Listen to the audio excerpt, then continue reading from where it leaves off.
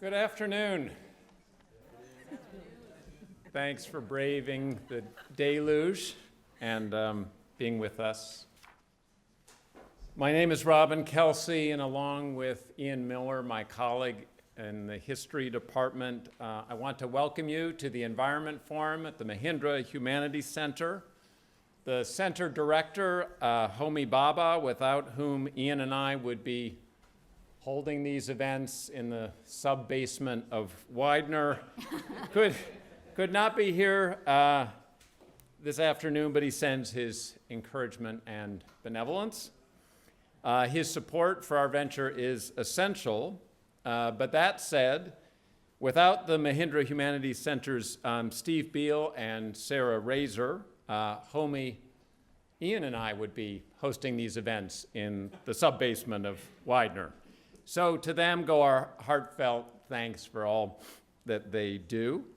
Some of you may know that Harvard has a program called Harvard Heroes that recognizes staff members whose contributions to campus life go above and beyond any reasonable expectation. And last week it was announced that Sarah is a hero, which we already knew, but it is wonderful to have it recognized officially. So I'd like to give Sarah a round of applause.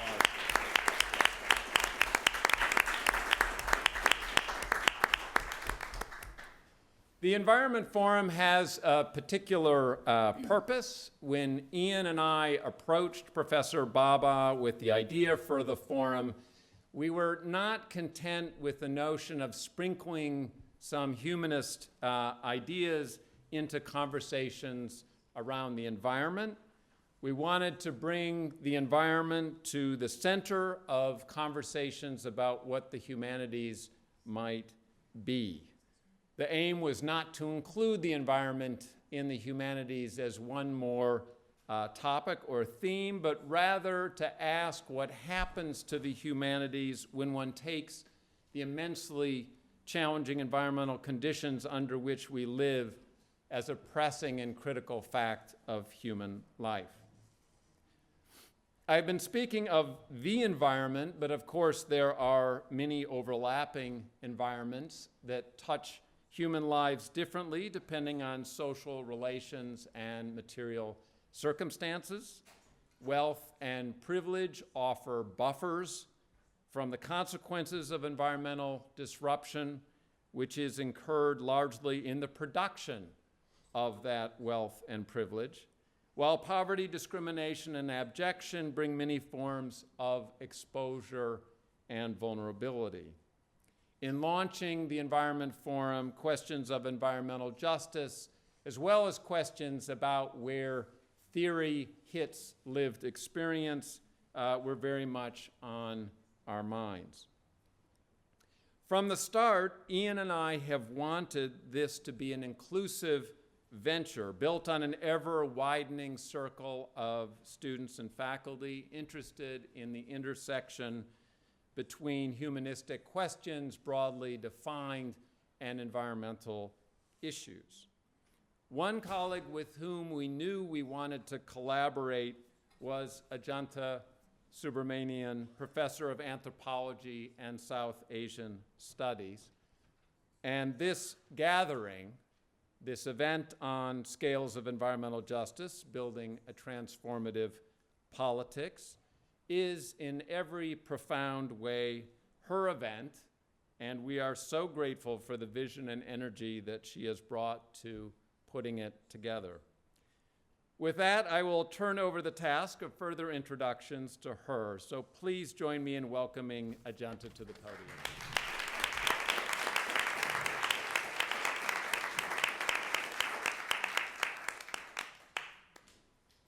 This is not conducive to short people presenting.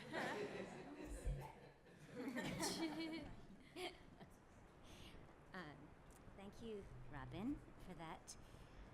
So, this event has been a long time in the making, and I'm delighted to have all of my fellow panelists here. So, scales of environmental justice. These are urgent times. We're witnessing the rise of authoritarianism and ethno-nationalist politics the world over. In the United States, the election of Donald Trump has ushered in more tolerance for overt racism, greater collusion between government and corporate interests, and the rollback of hard-won advances in environmental and social security. With Scott Pruitt reversing environmental gains at breakneck speed, what is at stake is nothing less than the very idea of the greater social good. These are times that are particularly well suited to environmental justice, a politics born out of necessity and possibility. From the vantage point of environmental justice communities, however, the crisis in ecological and social health has been urgent for a very, very long time. Capitalism, even the democratic kind, has always had its sacrifice zones, where ecologies and populations have been treated as expendable. Within the United States, most of these sacrifice zones are poor and non-white, and have been subject to repeated histories of marginalization. The list is long. Warren County, North Carolina. Yucca Mountain, Nevada. The lower Ninth Ward in New Orleans. Flint, Michigan. Chicago's South Side. The Standing Rock Indian Reservation. Puerto Rico. Roxbury, Massachusetts, and on and on and on. These are also places where environmental justice movements have arisen that point to the overlap between race, class, dispossession, and toxicity. These movements illuminate the limits of mainstream environmentalism and the need to bring within its purview industrial regulation, public health, occupational safety, labor rights, urban green space, and sustainable cities. In this sense, environmental justice has always been a universalistic politics, aimed at prioritizing public goods over private gain.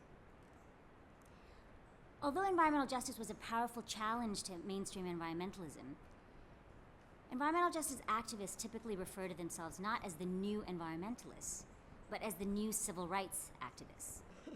And they do so to place themselves within a particular genealogy of struggle, where the rights of non-white populations and the poor have been at the center.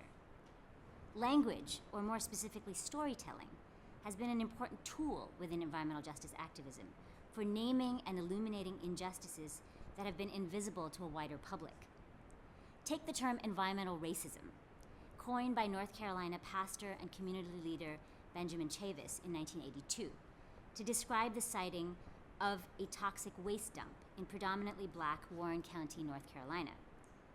The Warren County mobilization racialized the anti-toxics agenda and generated a whole host of studies on the unequal burden of environmental toxicity borne by US racial minorities. By naming this phenomenon environmental racism, activists expanded the parameters of the term environment and made visible a widespread experience shared by poor and non-white communities across the United States. Similarly, environmental apartheid, another term coined by urban planning scholar and activist Robert Bullard, pointed to the overlap of race, place, and toxicity, and the parallel hazards of black life in apartheid South Africa and the democratic United States. Through these practices of naming, environmental justice disrupts normative narratives about which places and which people have value, and shapes alternative imaginations of place and politics. It also offers ways to channel experiences of harm into public knowledge and collective action at different scales. As our panelists will show eloquently through their work, environmental justice is a multi-scalar politics that ranges from the scale of the body to that of the home, the neighborhood, city, nation, and beyond. So what does it mean to think about environmental justice at different scales? Environmental justice has always emphasized the importance of grounded experience to transformative politics. As stated in the charter of the 1991 National People of Color Environmental Leadership Summit, convened in Washington, D.C., environmental justice is about doing environmentalism in the very places, quote, where we live, work, study, and play, unquote. The embodied experience of locality has been key to the making of knowledge, of community, and of politics.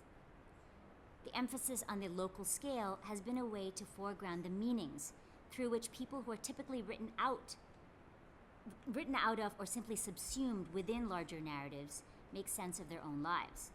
It's an argument for their agency in interpreting the past, the present, and building a better future.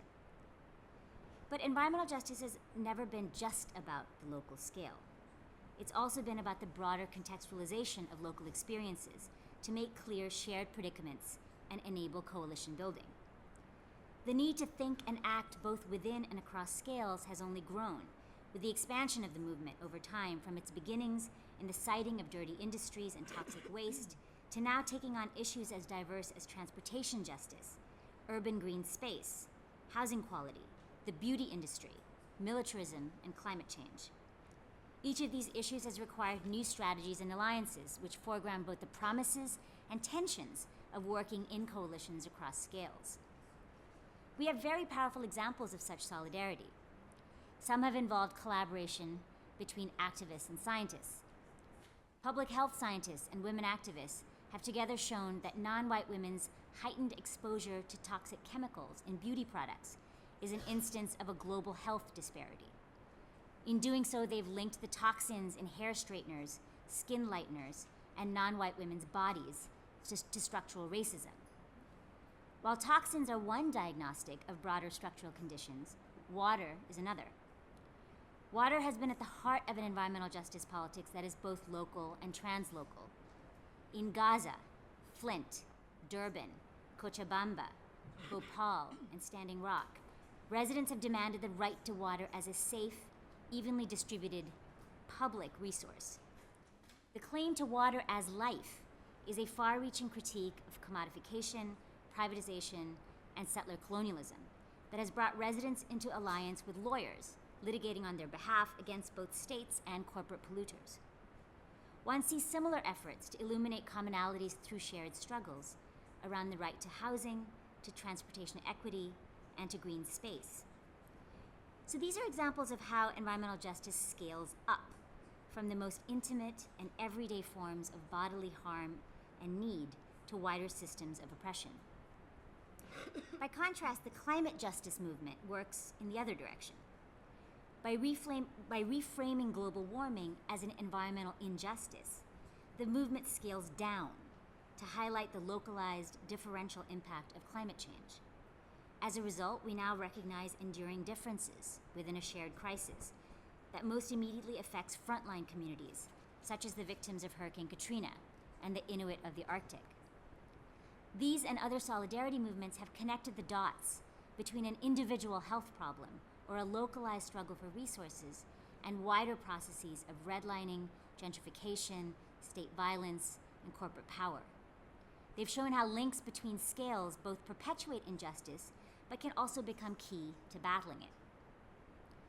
And environmental justice as a multi-scalar politics is not just about the relationship between spatial scales. It's also about scales of time. By pointing to the birth defects in children born 30 years after the Bhopal gas disaster, by characterizing the water crisis in Gaza and Standing Rock as settler colonialism, or Shell Oil's extraction sites as petrochemical plantations, or the Anthropocene as the Capitalocene, environmental justice movements offer a different way of thinking about and inhabiting time, not as linear, but as overlapping, continuous, cyclical, or repetitive. Within these conceptions of past and present, there are also ways of reimagining the future. The panelists who have joined us this evening represent a few of the remarkable women of color, working on the front lines and across different scales of environmental justice. Khalila Barnett is currently the executive director of the Dudley Street Neighborhood Initiative, a community organization based in the Dudley Street neighborhood of Roxbury. Khalila is also the former executive director of Alternatives for Community and Environment, a leading environmental justice organization in Boston.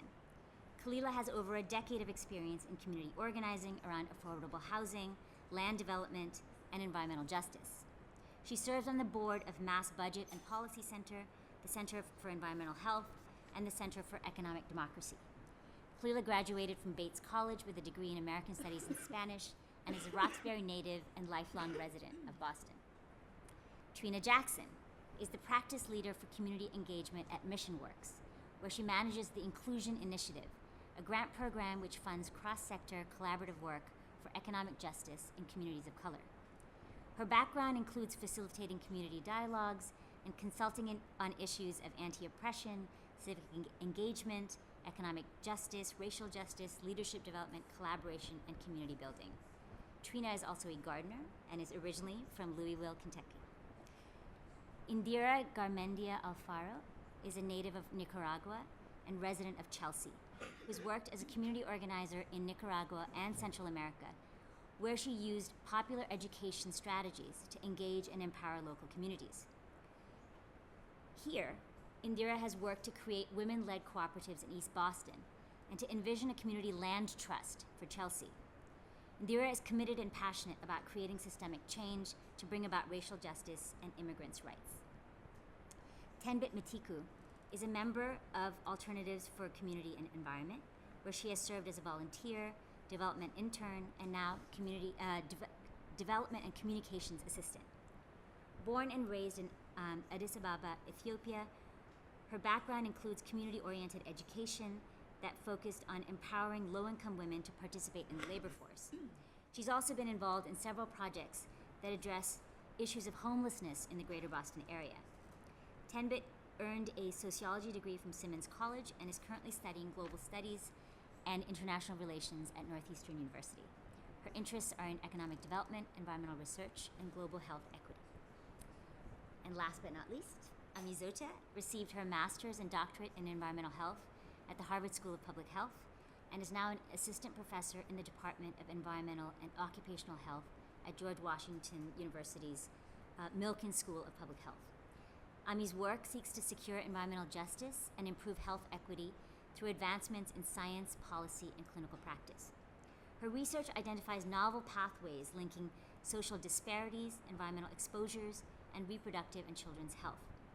Ami received a career development grant from the National Institutes of Health and was recently recognized as a pioneer under 40. She's a baby. Pioneer under 40 in environmental public health. Her research has been featured in national and international media and has helped shape health and safety standards for toxic chemicals. So before turning to our panelists, let me just say a little about myself and why I'm so excited about this panel. So I'm an anthropologist, and my work is on rights politics in India. At Harvard, I teach an undergraduate course titled Politics of Nature, which is devoted to understanding the relationship between environmental injustice and social inequality. And each time I've taught it, Ami and Trina have done guest lectures, and the students have gone on a toxic tour organized by ACE, the organization that Tenbit and Kalila have been a part of. And most of the students who take the course, and some of them are actually here, which I'm really delighted about, most of them take the course because they have some investment in environmentalism as a politics, and many would even characterize themselves as environmentalists.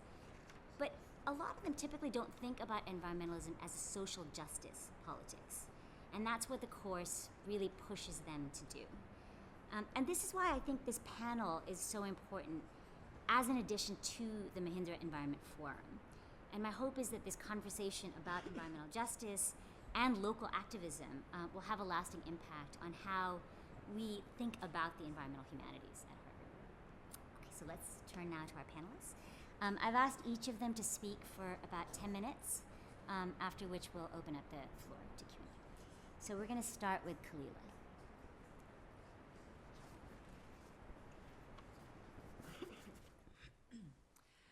Thank you so much for the opportunity to be here on this cold, wet afternoon.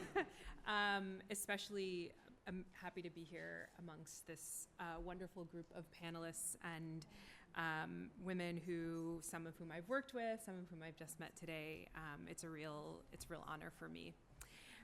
So I was asked to speak about the scale of the city in terms of environmental justice. And so I will be talking primarily about my experience and my work in the city of Boston, because that is the place that I know the best, for better or for worse.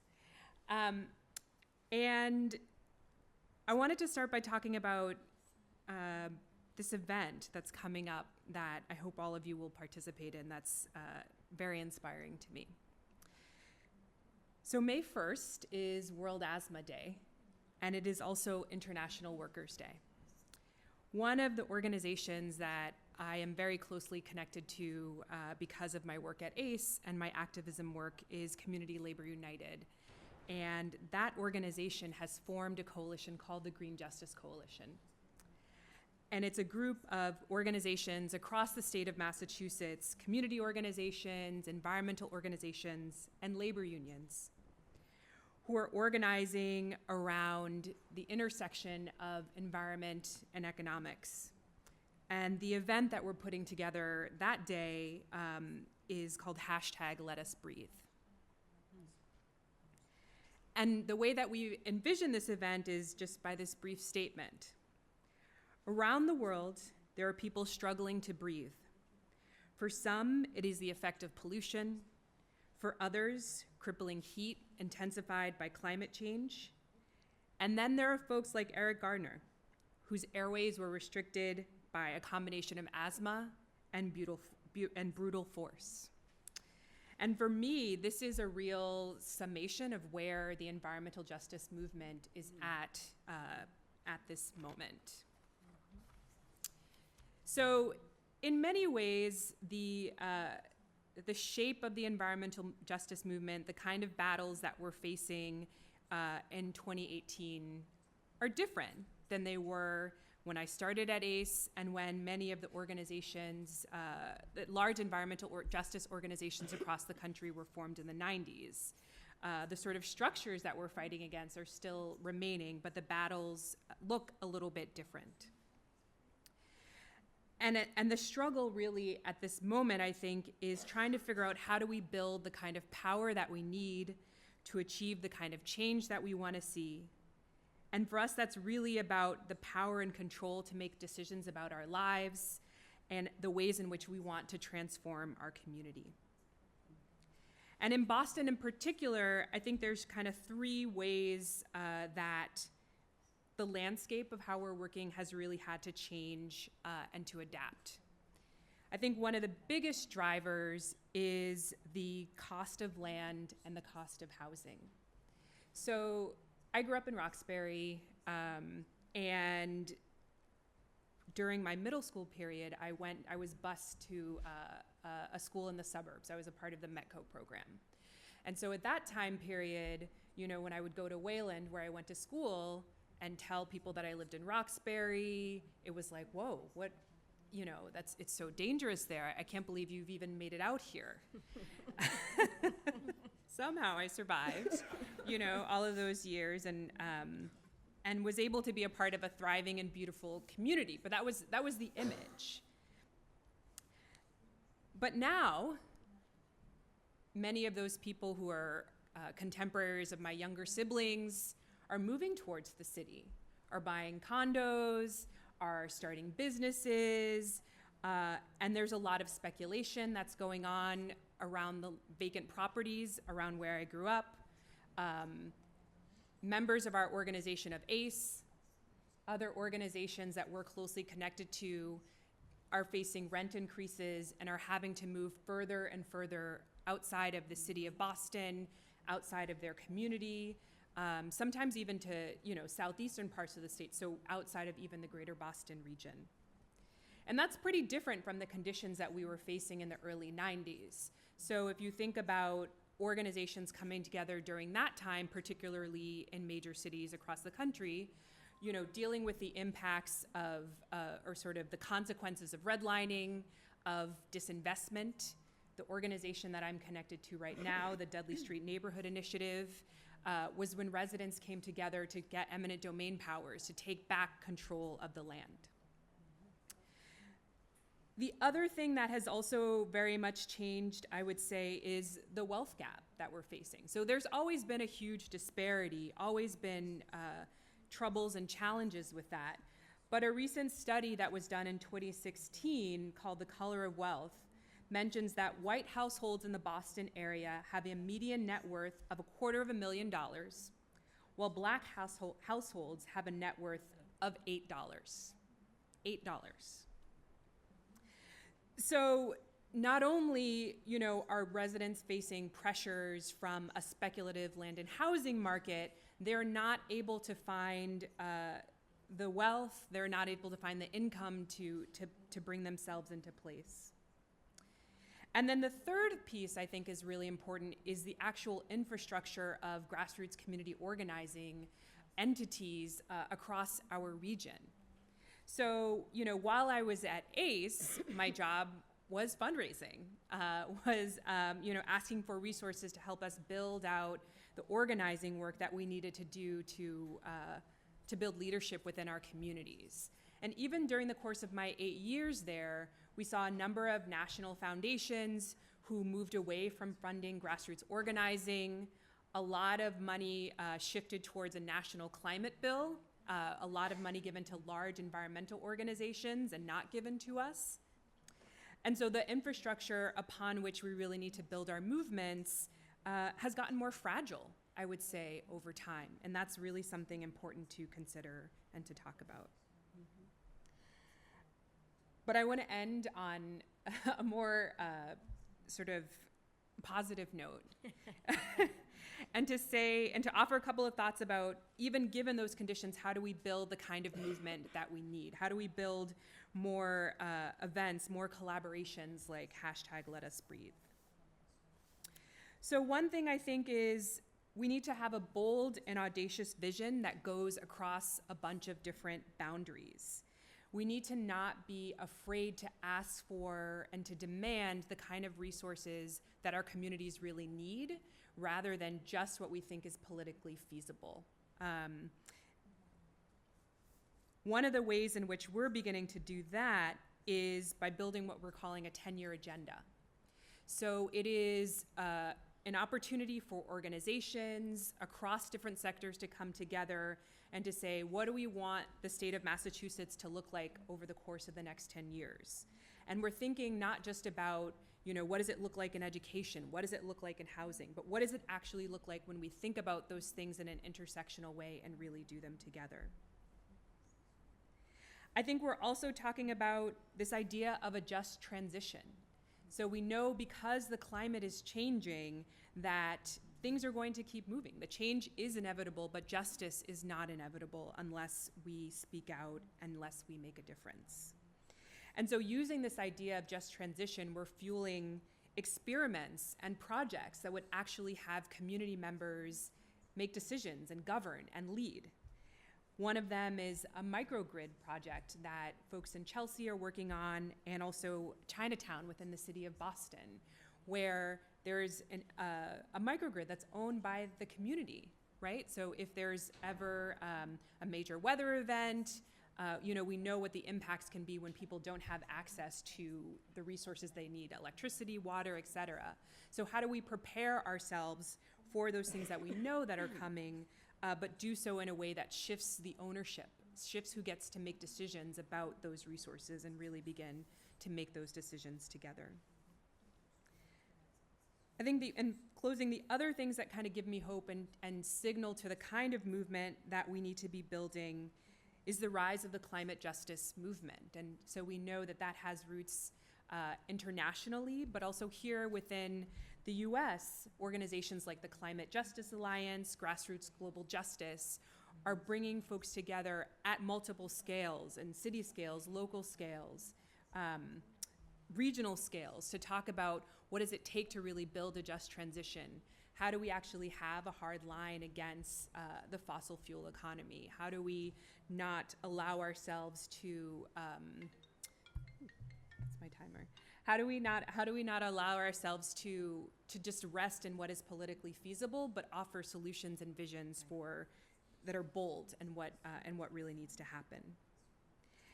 I think the other place for a real opportunity and intersection is the rise of the Black Lives Matter movement, and the ways in which I see people trying to build and grow the civil rights legacy in this country. I think there's a lot of opportunity for intersection, a lot of opportunity for leadership development, and for sharing of struggles. And so for those reasons, and probably more that we'll get to talk about in the Q&A, I remain excited. So thank you very much for the opportunity to talk.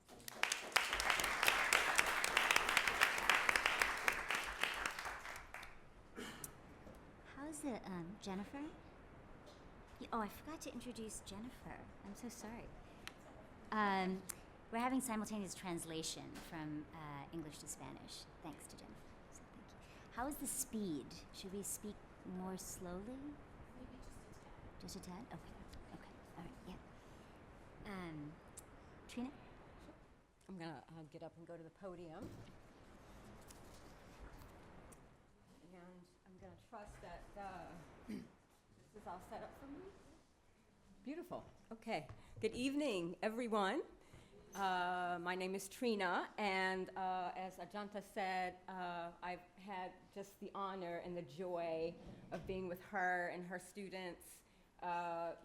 It's like an a ritual. Annual ritual. It's just really an important part of my own growth, and I love it. And so I'm really happy to be invited to speak with you today, really about something that I don't talk about a lot. And so I'm not used to talking about this area of interest that I have. So if you bear with me, I'm just getting familiar with my own interest and wanting to share with you.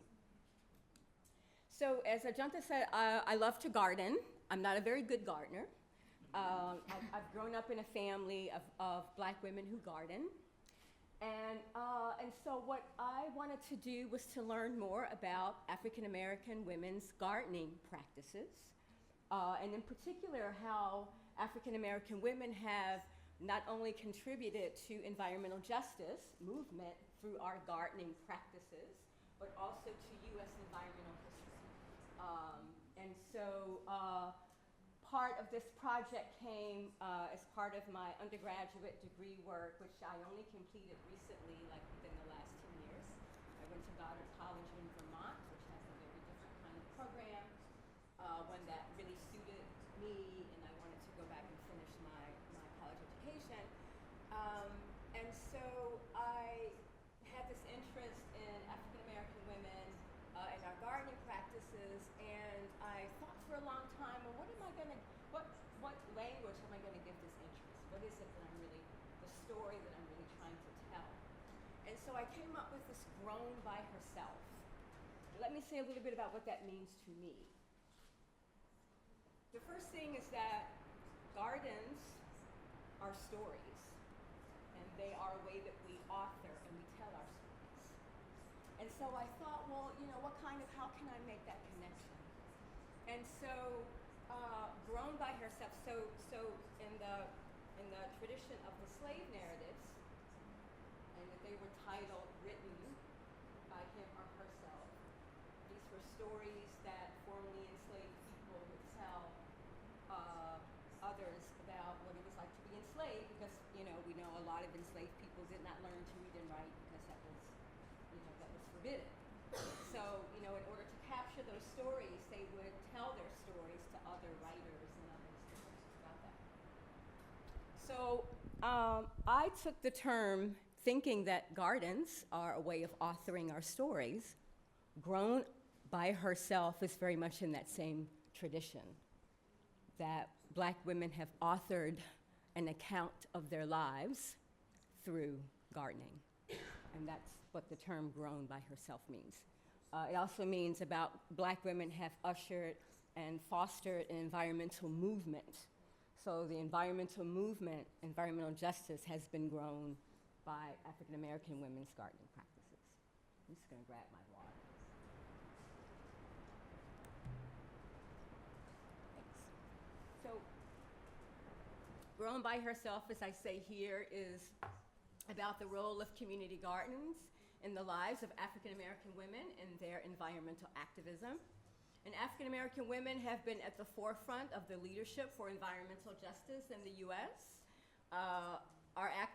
Their activism has been about mobilizing communities to shut down power plants in their neighborhoods, or work to beautify streets, or to convert vacant lots into community gardens. So, and those are just a few examples of how African American women have led an environmental movement through our gardening practice.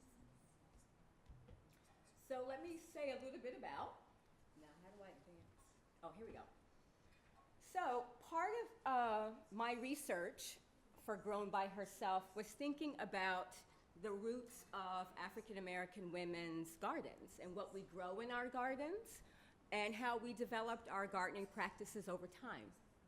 And so I did a little bit of research, and I learned a lot about the provision gardens that enslaved people had as part of how they would grow food. So they would, you know, work in the fields or they'd work in the house, but also enslaved people had their own gardens. And, you know, of course, that varied by situation.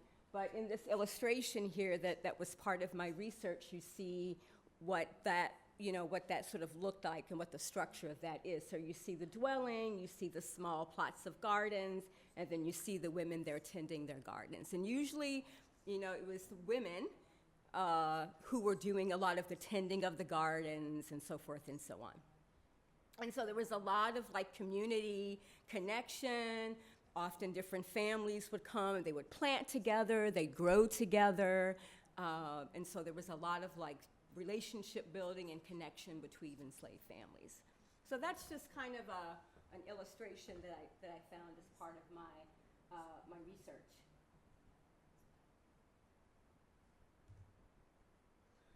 So I also wanted to talk about the foods that African American women grew in their gardens, and I did a little bit of research on, like, you know, some of the, you know, there were lots of different stories about how these seeds or the foods that enslaved African American women grew and how they actually made it and survived the Middle Passage. So there's all of these stories which I have not really, you know, I haven't learned a whole lot about and find a lot of evidence, but there's a lot of anecdotal evidence about women hiding seeds in their hair, or lots of different ways that, you know, some of the seeds of these vegetables, you know, yams and collard greens and so forth and so on, food staples that are part of the African American diet were actually grown in these gardens. So that was also like just part of my own learning. And what these practices really meant to me was that, you know, women were, you know, they had like a resilience that even in those conditions of enslavement, African American women were committed to a community story and identity that was more about self-determination, and which has been a constant theme of like environmental justice work. So that theme continues to, you know, be the way that we think about environmental justice, is people directly impacted, telling their own stories, being very self-determined.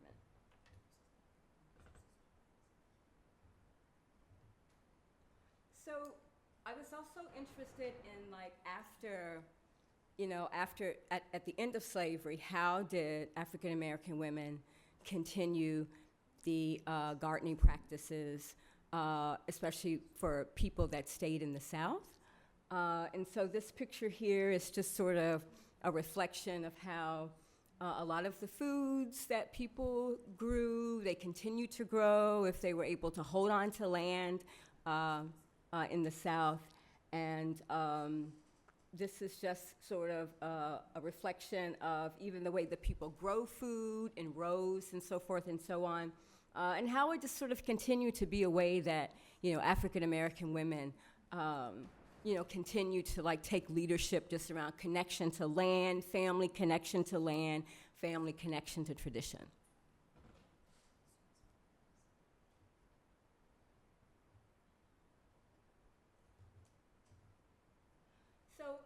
Also, you know, I was thinking then, you know, how this sort of evolved over time into the vacant lot gardening that became kind of the hallmark of the civil rights movement and the growth of the environmental justice movement with the toxic waste study in the late 80s and the early 70s, when, you know, people were, black families were really starting to, you know, want to be very self-determined about what was happening in their neighborhoods and the disinvestment in black neighborhoods and the open lots that, you know, that you know, city governments didn't really take care of. So, families would and communities would start to sort of do a lot of activism around the vacant lots, and so it just became sort of it's kind of how this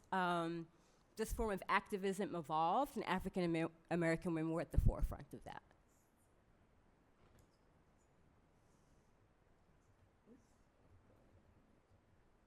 So again, this is just one reflection of how this has been, young people have been involved, and how they've sort of learned through these kind of practices and traditions about what it means to be environmental leaders in their own neighborhoods.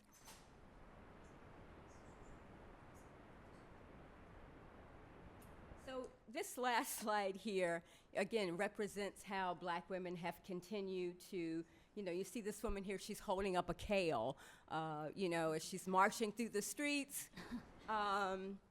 Again, sort of symbolizing the way that Black women have continued to be at the forefront of this kind of activism for environmental justice, food justice, clean water, safe communities, and how, and just being on the forefront of this EJ movement. And so I just wanted to show that image because I feel like it really reflects how Black women have continued in that tradition.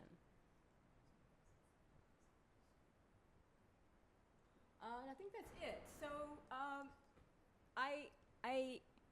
to this question of, what gives me hope? I mean, I think what's important for us to do is to be able to tell our stories and to listen to the voices of people that really tend to be marginalized within this whole discussion about what it means to have an environmental movement in the U.S. And, environmentalism, as folks have been saying before, was sort of couched in this sort of, saving our national parks and the polar bears but not really rooted in an analysis of like where people are living, where they're going to church, where they're going to school, and making a lot of these deeper intersections and the impact of environmental racism. And so I really believe that it's important that we lift up the leadership of people that are directly impacted by environmental racism, environmental degradation, and that we start to put the solutions and the resources in the hands of those communities. So, thank you.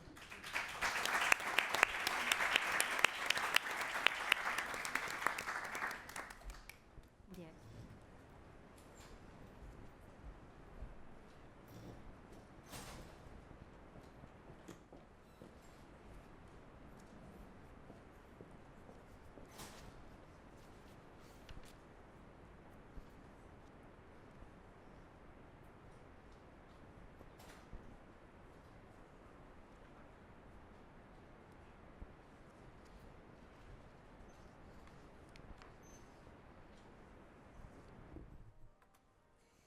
Buenas tardes.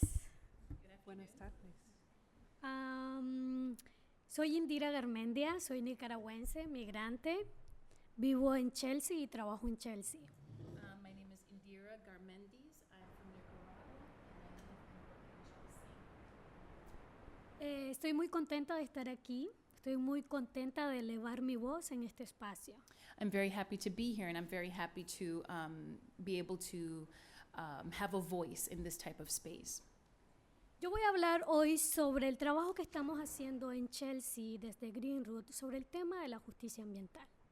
I want to talk today about the work that we do at Green Roots in Chelsea and how we work with environmental justice. Y quiero iniciar haciéndole una pregunta a ustedes. Si la respuesta es sí, me gustaría que levantaran la mano cuando haga la pregunta. And I would like to ask you a few questions to begin with. And so if you would answer yes, please raise your hand. ¿Quién usa sal para derretir la nieve en el invierno? Who uses salt to melt their snow in the winter? ¿Quién ha estado en el aeropuerto Logan de Boston por un viaje? Who's gone to Boston Logan Airport to take a trip? ¿A quién le gusta consumir frutas y vegetales frescos? Who likes to consume fresh fruits and vegetables? ¿Y quién necesita o usa calefacción en el invierno? And who uses their heat in the winter? Spring. Ahora en la O en primavera. la primavera también. Ok, tengo malas noticias para todos ustedes. So I actually have some bad news for you. Ustedes sin querer han aportado a la desigualdad ambiental a la ciudad de Chelsea. So without meaning to, all of you guys have contributed to environmental inequality in Chelsea. Y les voy a explicar por qué. And I'll explain why. En Chelsea, en el río de Chelsea, tenemos el 100% de la gasolina que se utiliza para el aeropuerto Logan. Todo está en la orilla del río en Chelsea, East Boston. So in Chelsea, in the river in Chelsea, we store 100% of the jet fuel that is used by Logan Airport. So in Chelsea and East Boston along the river. Del 70 al 80% del aceite de calefacción que utilizamos en nuestra casa está a las orillas del río en Chelsea. 70 to 80% of the oil that is used for heat in New England is also stored along the river in Chelsea. En Chelsea también tenemos más de 400,000 toneladas de sal que va para la carretera y suministra más de 350 ciudades en Nueva Inglaterra. In Chelsea, we also have more than 400,000 tons of road salt that is used for more than 350 cities in New England. En Chelsea también tenemos el segundo centro de productos de Inglaterra, el segundo más grande en Estados Unidos, que suministra no solo a Nueva Inglaterra, sino a otras regiones del país. Also in Chelsea, we have the second largest produce center in the United States, which not only serves cities in New England, but also in other parts of the United States. Ahora, quiero hablar de quiénes viven en Chelsea So now I would like to talk about who lives in Chelsea. y vamos a entender por qué todas estas industrias están en Chelsea. And then we will understand why all of these industries are found in Chelsea.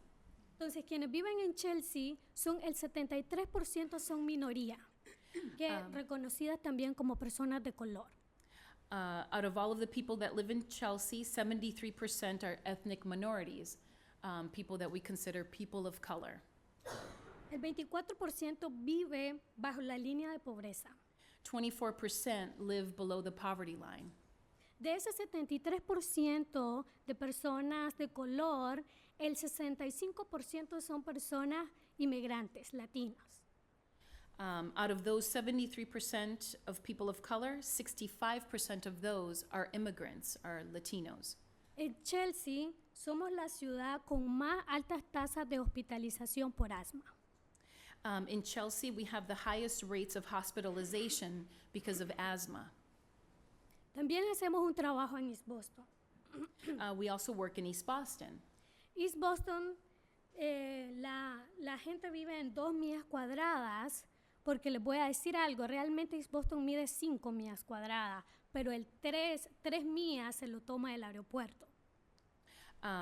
East Boston, although it's 5 squared miles, the people of East Boston only live on 2 square miles, and that's because the other 3 are used up by the airport. El 53% son latinos y el 17% viven bajo la línea de pobreza. 53% of the residents are Latino and 17% live below the poverty line.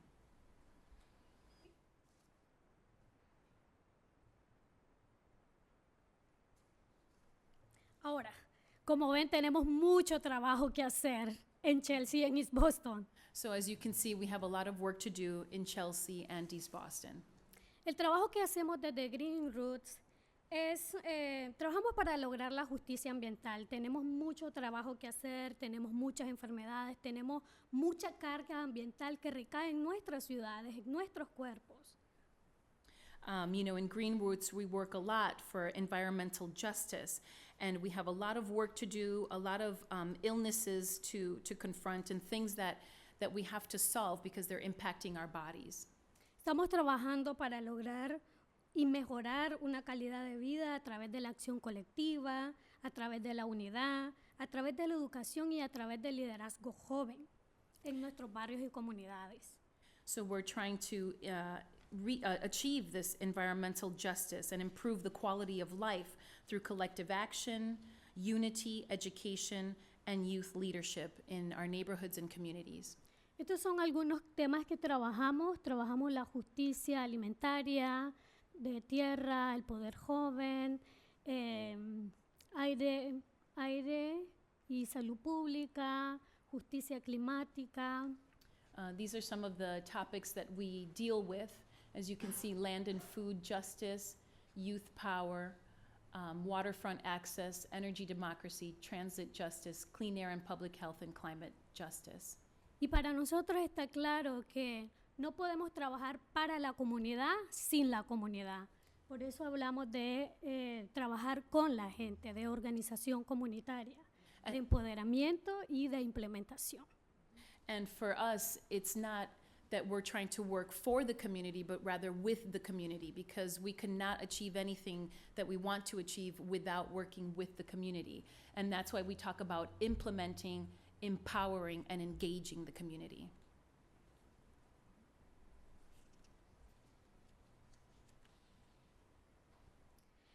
Quiero comentarles sobre tenemos más de 23 años de estar trabajando el tema de la justicia ambiental en Chelsea. Hemos tenido varias victorias y hemos perdido otras, pero quiero compartirles una victoria que tuvimos.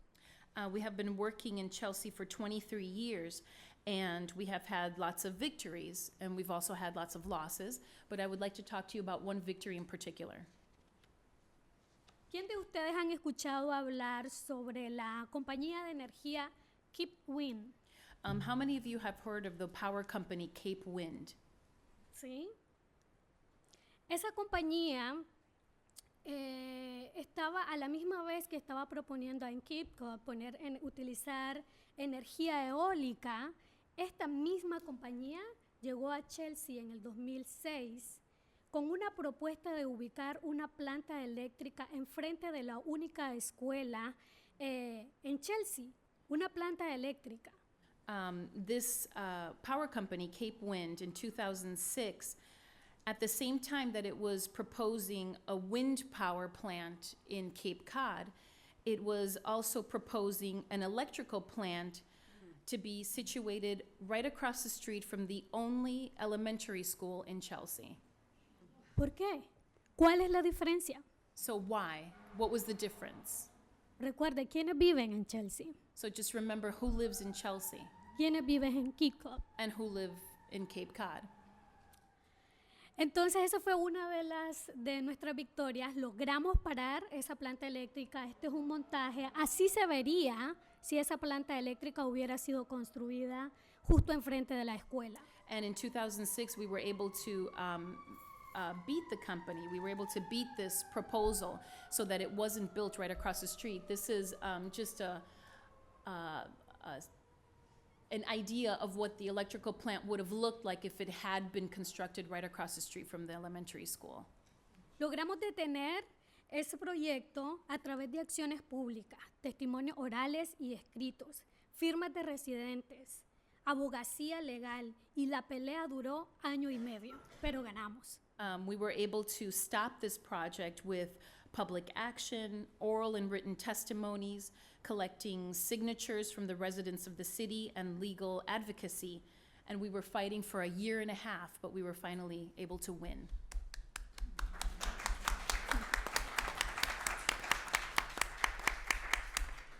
Para terminar, me gustaría compartirle, estamos haciendo muchas cosas, porque ustedes ya vieron, tenemos mucho trabajo por hacer, pero me gustaría contarles 2 cosas que estamos haciendo. We're doing a lot of different projects. We have a lot of work. As you can see, there's a lot of work to be done in these areas. But I want to share 2 particular projects that we're doing. Estamos trabajando en una micro red en colaboración con la Green Justice Coalition, ganamos $75,000 para hacer un estudio sobre la mini red de energía en Chelsea. We're working on a microgrid in collaboration with the organization Green Justice Coalition. We won $75,000 to conduct a study on microgrids in Chelsea. Esta mini red de energía estará conectada a la red más grande de energía de la compañía. This microgrid would be connected to the much larger energy grid of the electrical company. Los edificios que estén conectados a la microred que esté conectada a los edificios, perdón, es un poco complejo explicarlo, It's a little bit complicated to explain it, pero lo voy a intentar. but I'm going to try. Ok, los edificios que estarán conectados producirán su propia energía renovable, esto ya sea solar o de viento, So the buildings that would be connected to the grid would produce their own renewable energy, whether solar or wind. podrán vender esta energía a la compañía grande And then they could sell this energy to the larger company, y por lo tanto reducir los costos de energía. and in that way reduce energy costs. Los edificios que estarán conectados a esta microred serán escuelas públicas, hospitales, edificios municipales, vivienda pública y el mercado de frutas y verduras que, como les dije, suministra alimento a Nueva Inglaterra y otras ciudades. These buildings, the buildings that would be connected to the microgrid would be public schools, municipal buildings, hospitals, public housing, and the large produce market that I was mentioning earlier that serves many communities in addition to New England. O sea que estamos viendo más allá de lo local también. So we are looking beyond our local borders. Esto, en casos de desastres naturales, los residentes podrán ir a estos edificios que funcionarán como refugios. Also, if there's a natural disaster, the residents of the town could go to these buildings as shelter. Y evitará que pase lo que vivieron nuestros hermanos en Puerto Rico. And this would also prevent what our brothers in Puerto Rico have suffered. Otro tema que les quiero compartir, desde Greenroot estamos trabajando en la creación de una cooperativa de terreno con un grupo de mujeres migrantes latinas. We're also at Green Roots, we're working on community land trusts to create these land trusts with a group of immigrant women, some Latinas who live in Chelsea. La idea surgió por la gran crisis que hay en Chelsea y yo me atrevería a decir es nacional, la crisis de vivienda. The idea actually came from the crisis that Chelsea is going through, and I would go as far as to say that this is a national crisis. Y principalmente para las personas de color, para las personas de bajo ingreso. And it's especially an important housing crisis for people of color and people of low income. Más del 70% de los residentes de Chelsea son inquilinos. More than 70% of the residents in Chelsea are tenants. Entonces hay una gran crisis en la ciudad porque por la gentrificación se está aumentando la renta y la gente está siendo desplazada. So there's this great crisis in Chelsea because now that it's being gentrified, people are seeing their rents go up and they have to be displaced to other communities. Los residentes y ese grupo entienden y reconocen que hay una necesidad de vivienda, pero también pelean por el derecho a la tierra y el derecho a la vivienda como uno de los derechos universales. The people in that community understand what's going on and the crisis, the housing crisis that they're going through, but they also understand that they're fighting for land and for housing because it's one of their rights. Además de la lucha por el terreno, queremos construir vivienda, pero también queremos espacios para jardines comunitarios, espacios verdes. So in addition to these land trusts, we also want land in order to build housing, community gardens, and green spaces. Gracias. Thank you.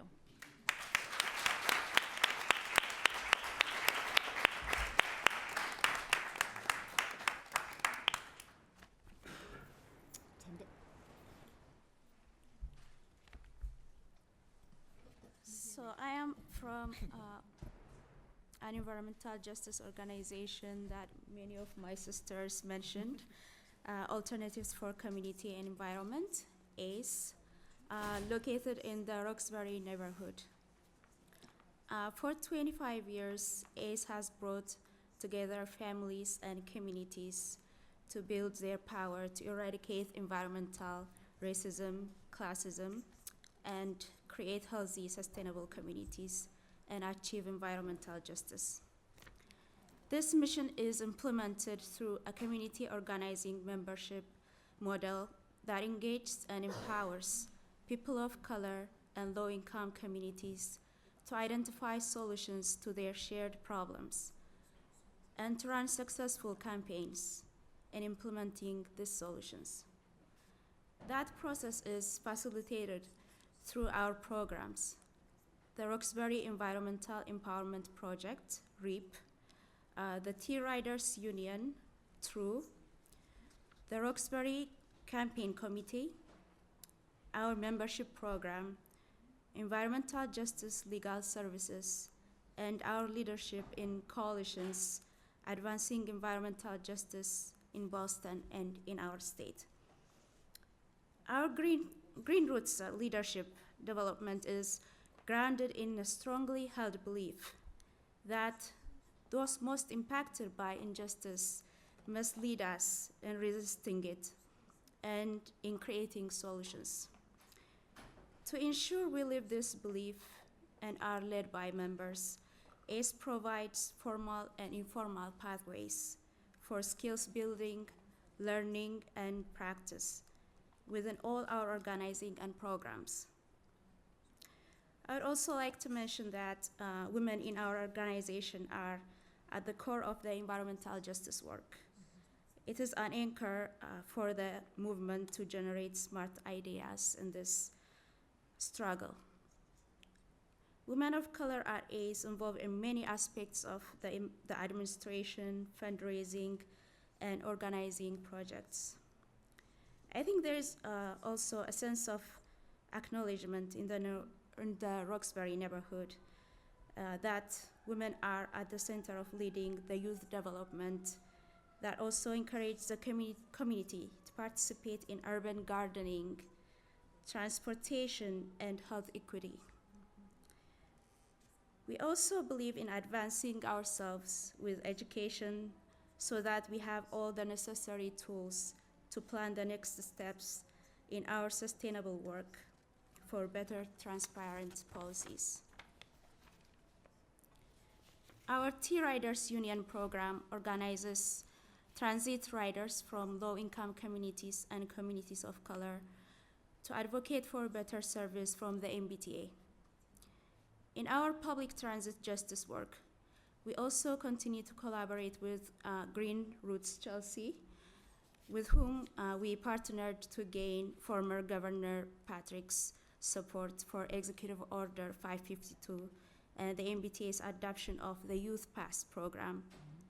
The Transportation for Massachusetts, a diverse coalition of over 70 partner and member organizations who advocate for transportation funds to be spent fairly and wisely for transportation decisions that are transparent, accountable, and to ensure that our transportation system has sufficient resources to meet the Commonwealth's needs.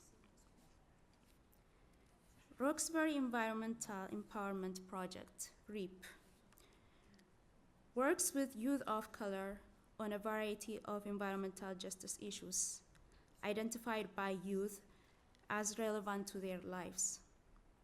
They know that a healthy and sustainable community is one that must not weather the storm and be resilient, but also adapt and prepare for climate change. Essential to this work of adaptation is creating community-based alternative models, which enables residents to experiment, learn, and envision a sustainable future. REAP's Grow or Die campaign has successfully transformed 4 city-owned vacant lots into multi-use community gardens, where residents build community and develop skills in food cultivation. In the next year, we will expand our vision and engage in efforts to promote long-term community land use and control. We believe this move toward community control through community land trusts will protect against unwanted private development that drives the gentrification instead of supporting the stabilization of our neighborhoods. As an anchor organization of the Green Justice Coalition, one of ACE's goals is to lead public education strategies to build legislator and public support for clean energy and environmental protection. ACE leads Green Justice Coalition's work on a landmark environmental justice bill, an act relative to environmental justice and toxic reduction in the Commonwealth, which would incorporate a definition of environmental justice community into the Massachusetts general laws, required the development and implementation of environmental justice policies across state secretariats, and limit the siting of new industrial facilities that rely on toxic materials in environmental justice communities. Through our coalition work, ACE effectively pushed Massachusetts to enact its first statewide environmental justice policy, which created a legal structure necessary to combat and prevent the environmental overburdening of low-income communities and communities of color. We then advocated and negotiated approval of the state's 3-year energy efficiency plans, making visible the needs of low-income energy consumers and renters. In all of our environmental justice organizing and advocacy work, we bring an intersectional analysis connecting clean energy and reduced greenhouse gas to greater equity and economic livelihood, development plans, housing and health outcomes, and legal and technical expertise. Neighborhoods that have seen decades of public and private disinvestment, environmental degradation, and racist segregation are now being flooded with an influx of new capital, new development, and new residents. A large part of this problem is an over-reliance on the private sector and a neoliberal agenda to drive urban development. The public sector sees its role as facilitating and supporting private development through public policy and spending.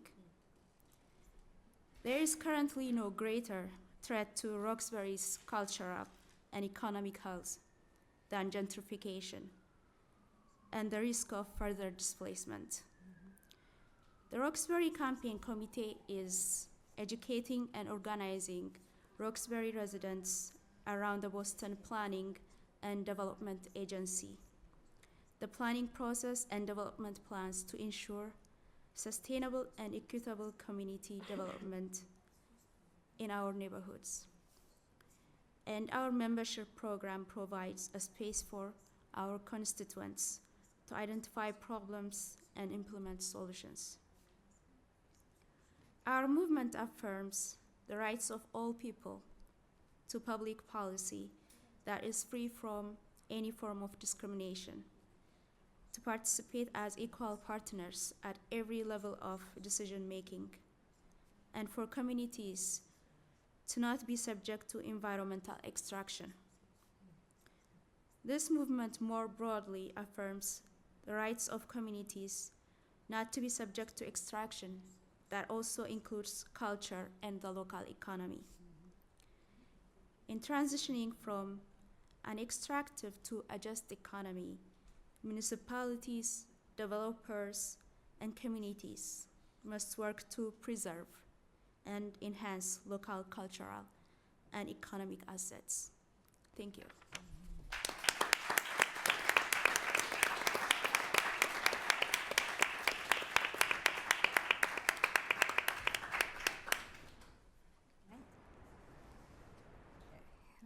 Hello.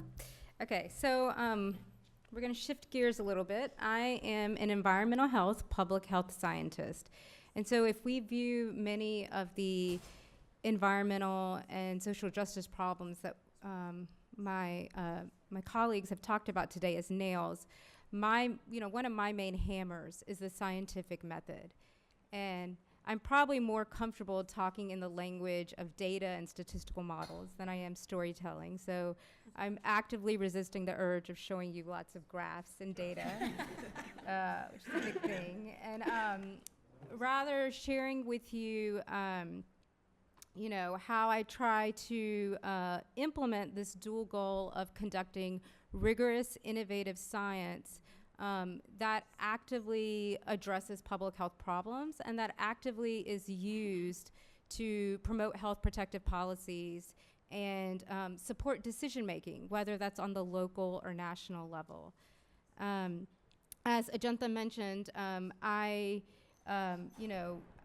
seek to make advancements in science, policy, and clinical practice to help secure environmental justice and improve, unfortunately, the growing inequalities in health, particularly in our country. We're really moving in the wrong direction instead of, improving things, even though we've been documenting a lot of these health disparities for many years, many decades. For the past 15 years, I've worked alongside various community organizations using the scientific method to both document and validate community concerns. I've addressed health risks from various forms of environmental degradation, ranging from poor indoor air quality in public housing to ambient air pollution from oil refineries and other polluting industries, metal-laden mine waste at toxic Superfund sites on Native American reservations, and most recently, toxic chemicals in beauty products marketed to women of color. I'm going to share a few examples from my own research, and you'll probably see some examples of scaling of issues and the evolution of my own work, which has been greatly influenced by listening to community members, listening to collaborators, also listening to the data, and being willing to try new things. The first example I want to share with you comes from a community-based participatory study called the California Household Exposure Study. This study was done in collaboration with several universities and 2 community-based organizations, including an EJ organization called Communities for a Better Environment in the San Francisco Bay Area. The goal of this study, it was done in Northern California, and our goal and our main point was to compare indoor and outdoor air pollution exposures between Richmond, a neighborhood bordering an oil refinery, and Bolinas, a rural neighborhood that served as a regional comparison. Something that was unique about this project was we had many different types of goals.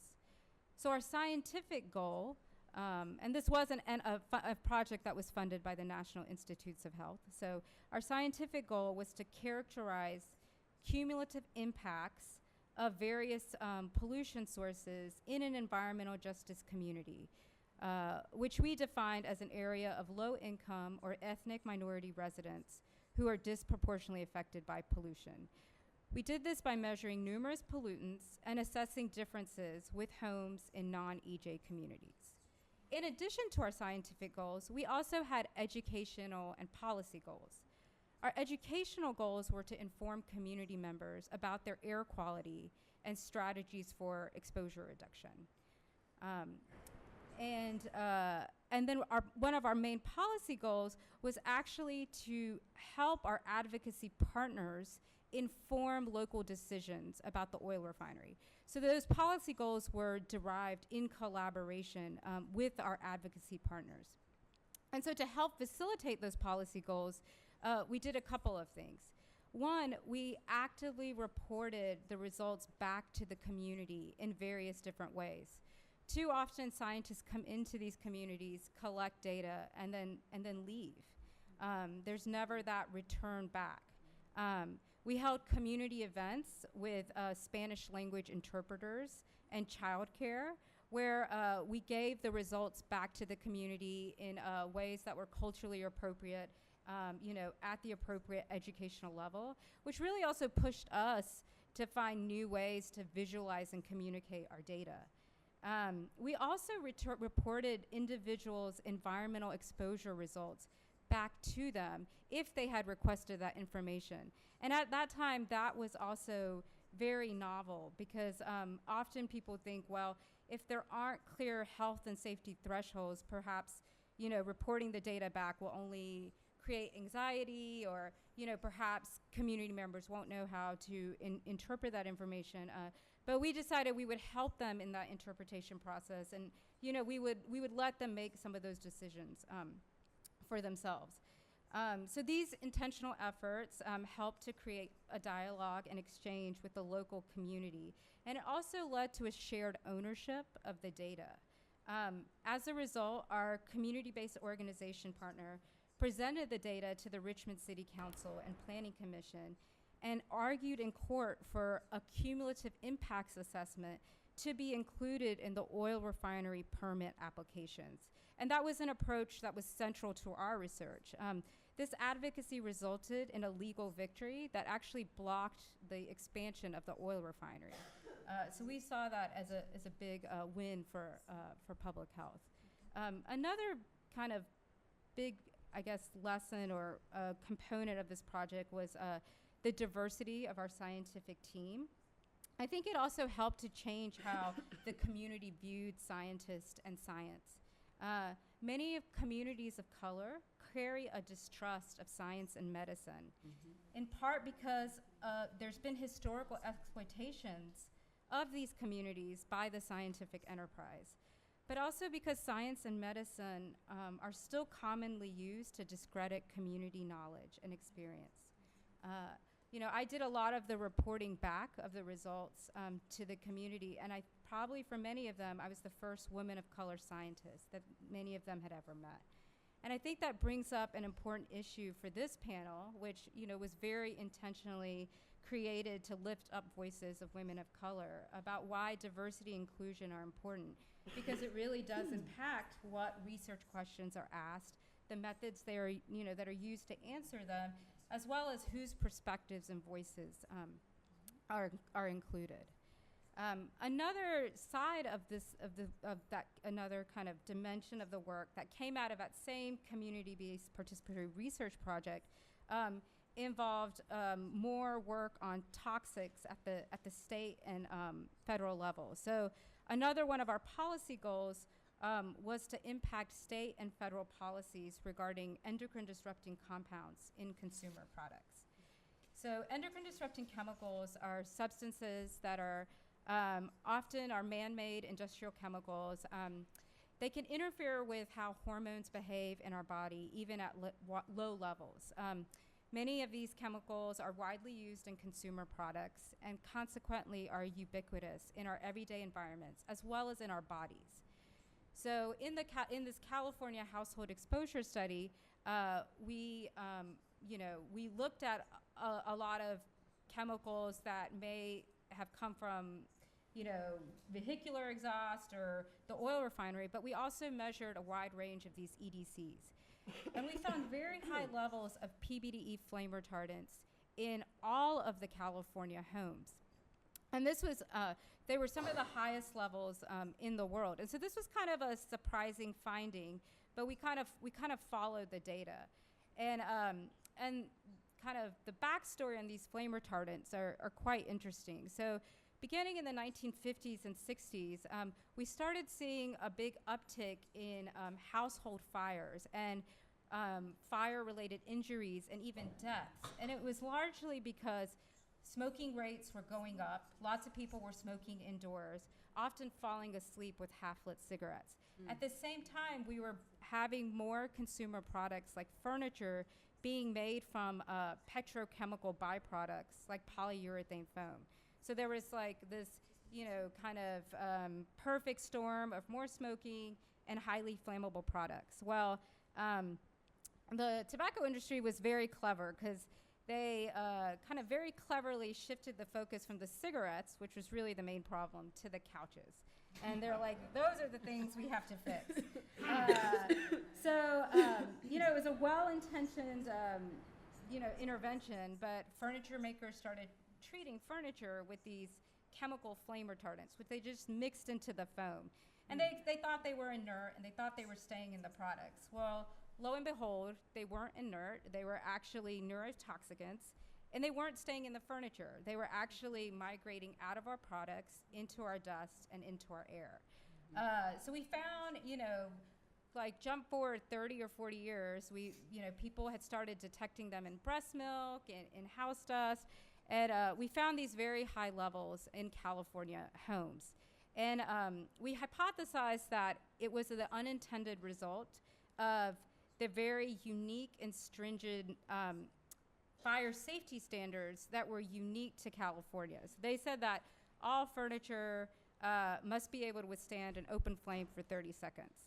And so the way that most furniture makers did this was by adding these flame retardants.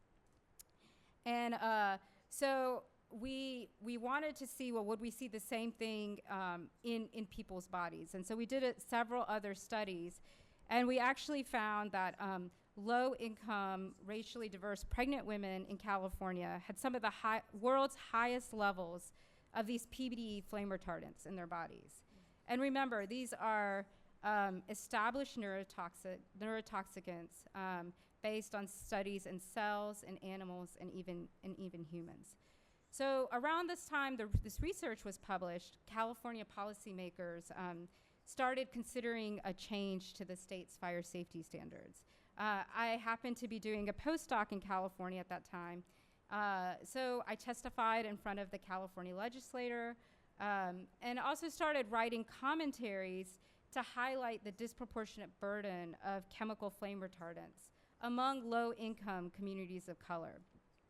And this was, it was important to highlight these disproportionate impacts, but it was also important for kind of for building coalitions. Because up until that point, the chemical industry had really tried to say, oh, this is like green legislation that only the enviro groups wanted, and and they actually tried to kind of pit the enviros, against some of the EJ and social justice groups, because still low-income communities of color were dying more from kind of household fires. So kind of during this time too, new data was kind of being revealed that these flame retardants really weren't that effective in addressing the problem. So we started writing about how, you should really think about this fire safety standard, not just as an environmental standard, but really as social policy. Because we know a lot of these communities already face so many barriers to healthy growth and development. So here's a chance to prevent, exposure to a known neurotoxicant. And over time, this body of work has helped to change our approach to fire safety at both the state and federal level to ensure adequate fire safety without the use of hazardous chemicals. So now I would just want to share one last example where my work is getting increasingly, I would say, molecular. I'm becoming more interested in really trying to understand how structural racism and other systemic forces really become biologically embedded at the molecular and cellular level to affect health and to also affect the health of future generations. And some of this work really lies at the intersection of environmental justice, but also reproductive justice, because a lot of it is really about, the right of women to control their own bodies and also to have control over their ability to have a healthy pregnancy and to, be able to raise their families in healthy and safe environments. And, some of this work has been getting a lot of attention in the media recently, just thinking about Black women's health and just the, really disturbing disparity around how many Black women are dying in childbirth today. You look at my own city of DC, one of the most wealthy cities in this country, and our maternal mortality rate is twice the national average. There's whole wards of DC that lack a maternity ward, which to me is completely unacceptable in 2018 in USA. So, so I'm trying to connect structural racism and how it may become biologically embedded to impact reproductive health.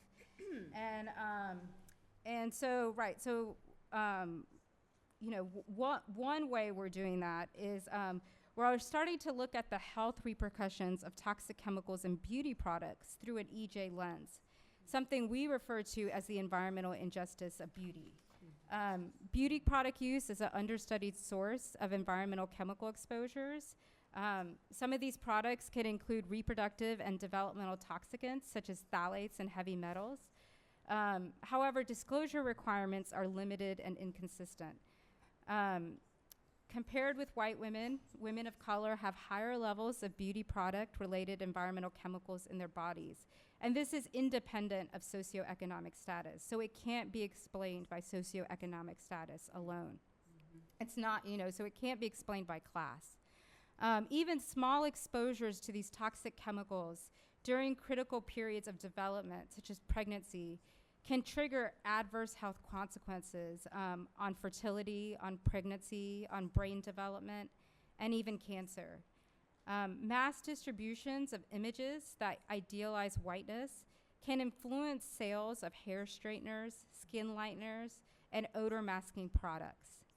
And racial discrimination based on European beauty norms can lead to internalized racism, body shame, and skin tone dissatisfaction, factors that can influence product use to achieve these idealized beauty norms.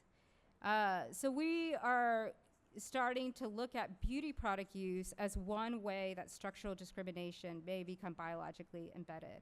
And in one future project or upcoming project, we're actually going to be working with a multidisciplinary team of public health scientists, social scientists, as well as grassroots EJ/RJ organizations to identify links between beauty product use and racial ethnic differences in breast cancer through community-based surveys and chemical product testing.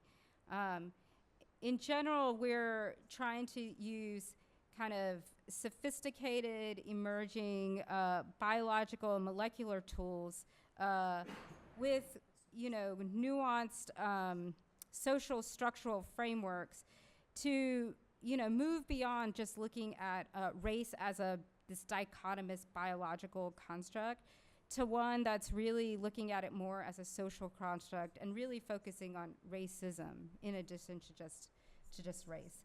So, and all of this research, I should say, has been a great opportunity to train the next generation of women of color scientists and to get them engaged into this work. So it's kind of new models of, not only new disease models, but new ways of creating knowledge.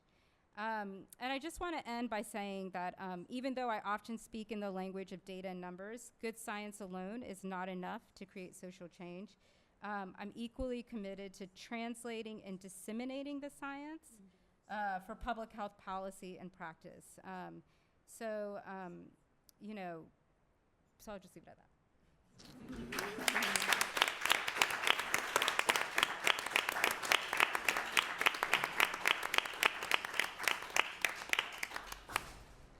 Wow, that was wonderful. Thank you so much for those incredible presentations. I just want to open the floor up. You guys have all been here listening, so I'm sure you have lots of questions. I have questions of my own, but I think let's start with yours. Yeah, go ahead. I want to thank everyone who's talk. Frida, I want to ask you a question about the garden project. Like, what are your hopes for the project?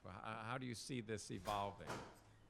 Well, that's a really great question. Thank you. I mean, I'm very interested in the power of stories and the power of culture and how we talk about change that is led by people who are directly impacted. I'm also very interested in Black women's stories, Black women as leaders, Black women as innovators and thinkers and scientists.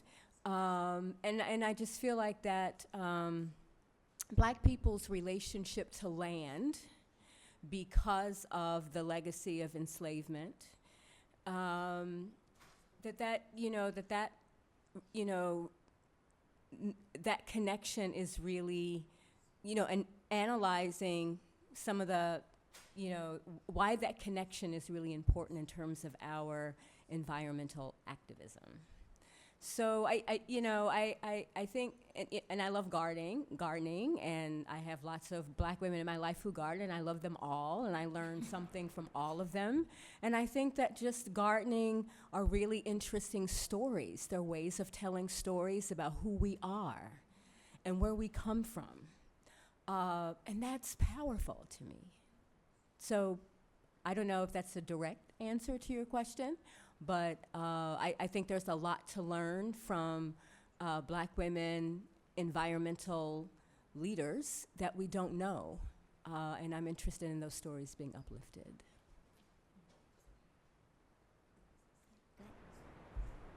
Can you introduce yourself, actually, before you ask your question? I'm gonna sit on the back of this couch. I'm Amelia. I'm a junior at the college, and I want to say thank you to all of you guys. This has been a really fascinating panel. My question is about the future, I guess. We've heard a lot about the need for adaptation to climate change on both macro and micro levels, but I'm wondering what your thoughts are about how communities can adapt in terms of transforming themselves, and whether environmental justice is also a project of transforming communities to tackle the future?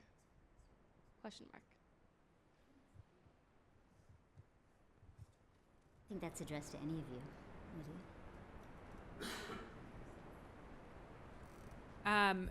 I guess a couple of things come up for me when I hear that question. I think climate resiliency, that term has been coming up a lot in philanthropic spaces and also in spaces of organizing. And I think that, one of the lessons that was learned from Hurricane Sandy, from Katrina, that I think is important is to understand that our neighbors and our communities are also first responders. And so part of how communities are able to adapt is by continuing to build relationships with each other. And, that sounds, sort of slow, but it is the thing that saves people in those moments, is their ability to be rescued, to be recognized, and to be connected to a social network. And so I think adaptation and resiliency is about, the sort of physical infrastructure that gives people, a few more hours to get to a safe place. But it is also about what are the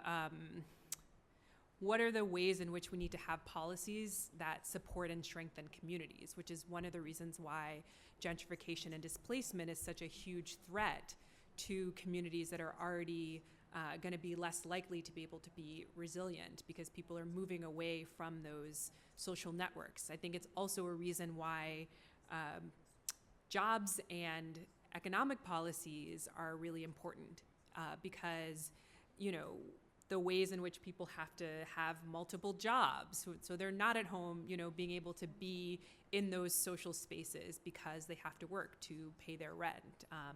And so I think all of those things are really linked together, and the environmental justice framework, I think, provides analysis of how those different those different problems are intersected and how we can think about solutions. If I can just add, I also would just say that communities of color have always adapted. And you don't survive 400 plus years of oppression and not have strategies for adapting.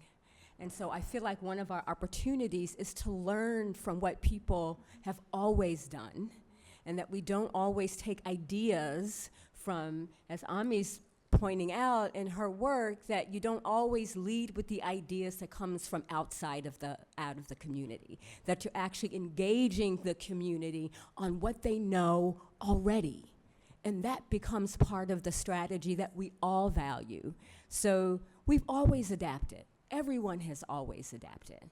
And of course, we always have to, be attentive to what's emerging, but we've always adapted. So this idea, this narrative about, how do we, what do people need to do? What have people always done that we can learn from and invest in those strategies and to actually support them?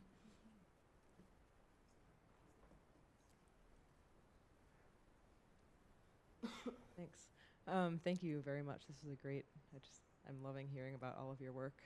I was wondering. Introduce yourself. Oh, my name is Kaya.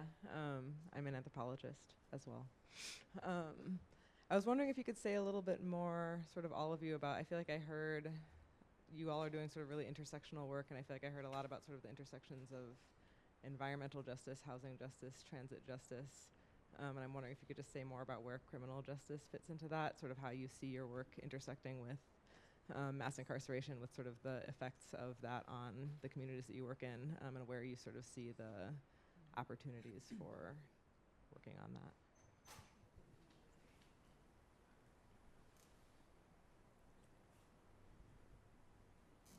Anyone? I have a lot to say on that,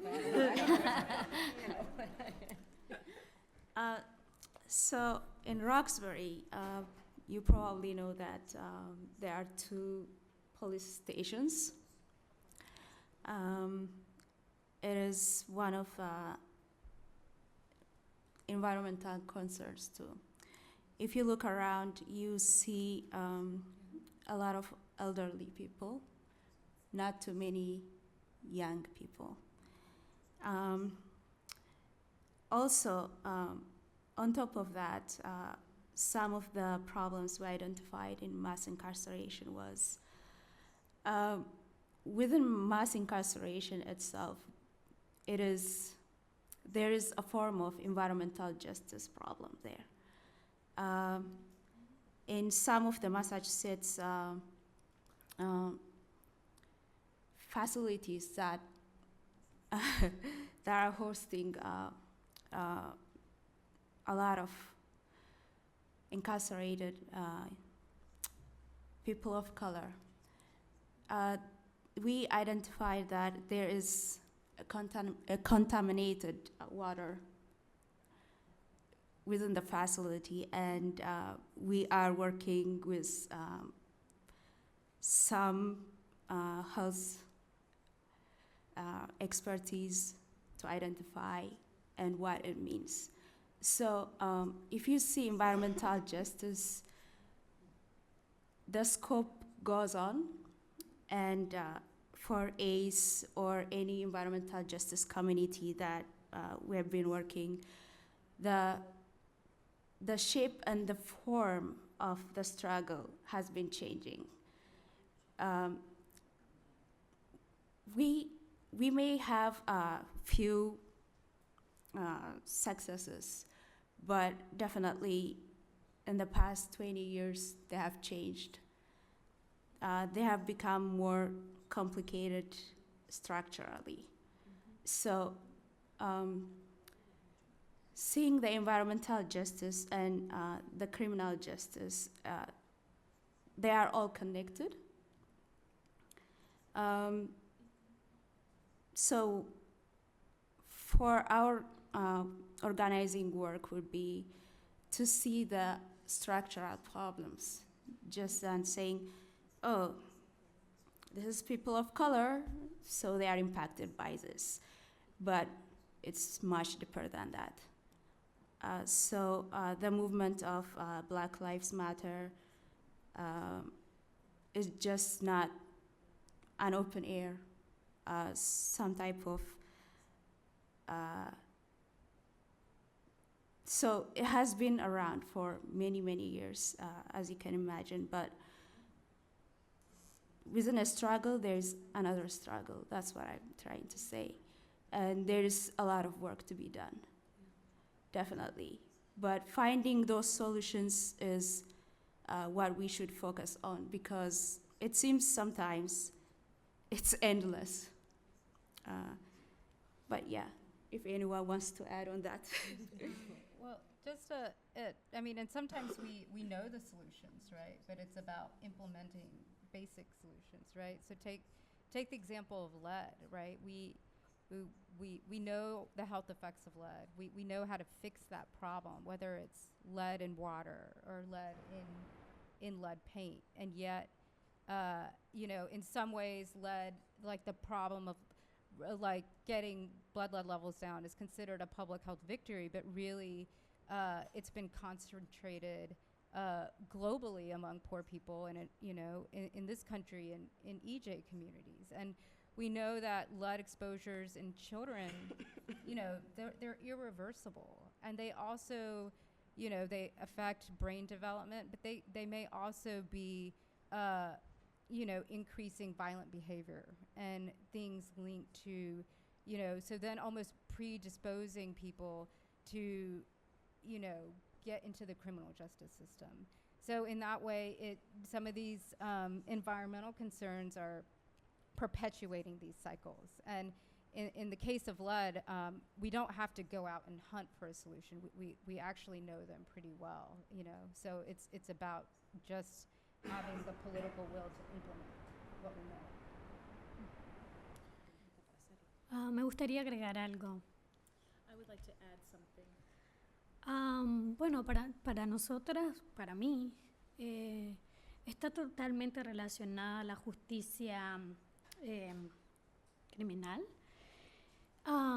Porque ¿quiénes son los cuerpos? ¿Quiénes son los cuerpos que viven en las comunidades de justicia ambiental? ¿Quiénes somos? Somos las personas de color, somos los migrantes, somos las comunidades negras.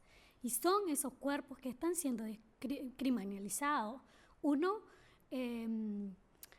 por ser personas negras, todos los prejuicios que hay, pero también porque somos migrantes.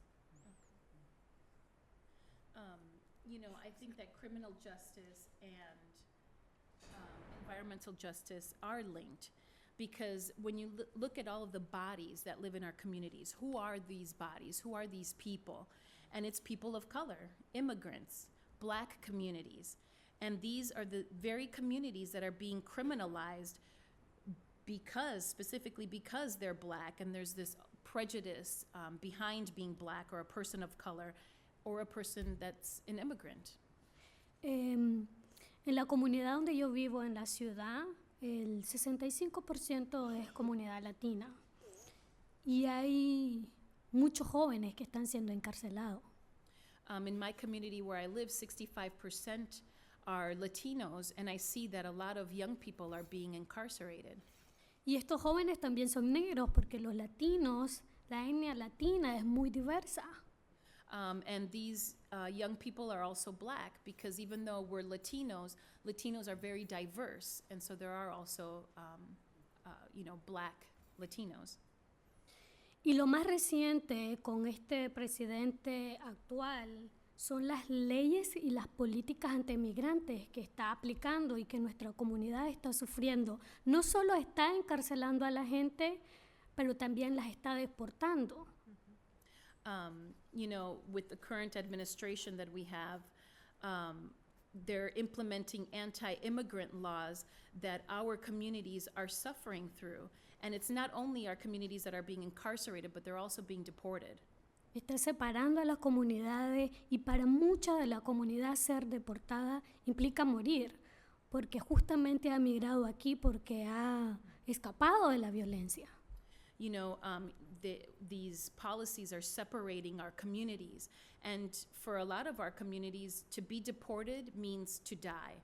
Because when they arrived here, they were able to escape that violent situation. Entonces, cuando hablamos de justicia ambiental, hablamos de justicia criminal, hablamos de derechos humanos. No solo estamos hablando del derecho a tener un aire limpio, estamos hablando del derecho a vivir, a tener una vida con calidad. You know, when we talk about environmental justice, we are also talking about criminal justice and all sorts of types of justice, human rights, just basic human rights. It's not only about having clean air, but rather having the right to live and to have a life of quality. Thank you.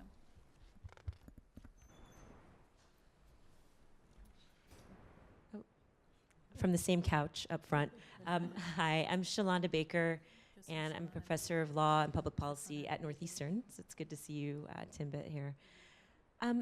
So one of the successes of the environmental justice movement has also been its downfall, right? In terms of the gentrification that we see in communities that have been, quote unquote, cleaned up and are now more inhabitable and safer. So I see environmental justice as a really useful framework and a theoretical tool to sort of identify problems and then remediate. But I think we're in this really unique moment with the just transition, which many of you have mentioned, to look at the different intersections between gentrification and among climate justice and environmental justice as well, particularly in some of the energy innovations that some of you mentioned. And I was just wondering more concretely about the particular policy opportunities to link the gentrification piece and the sort of threats to the home with innovations around energy and energy democracy. I know that was mentioned by Jennifer and also Kalila. And so I don't know if there's anything happening locally in Boston around sort of home security and security of land that could allow for this just transition to happen that doesn't further jeopardize the communities that were already at risk of losing their homes.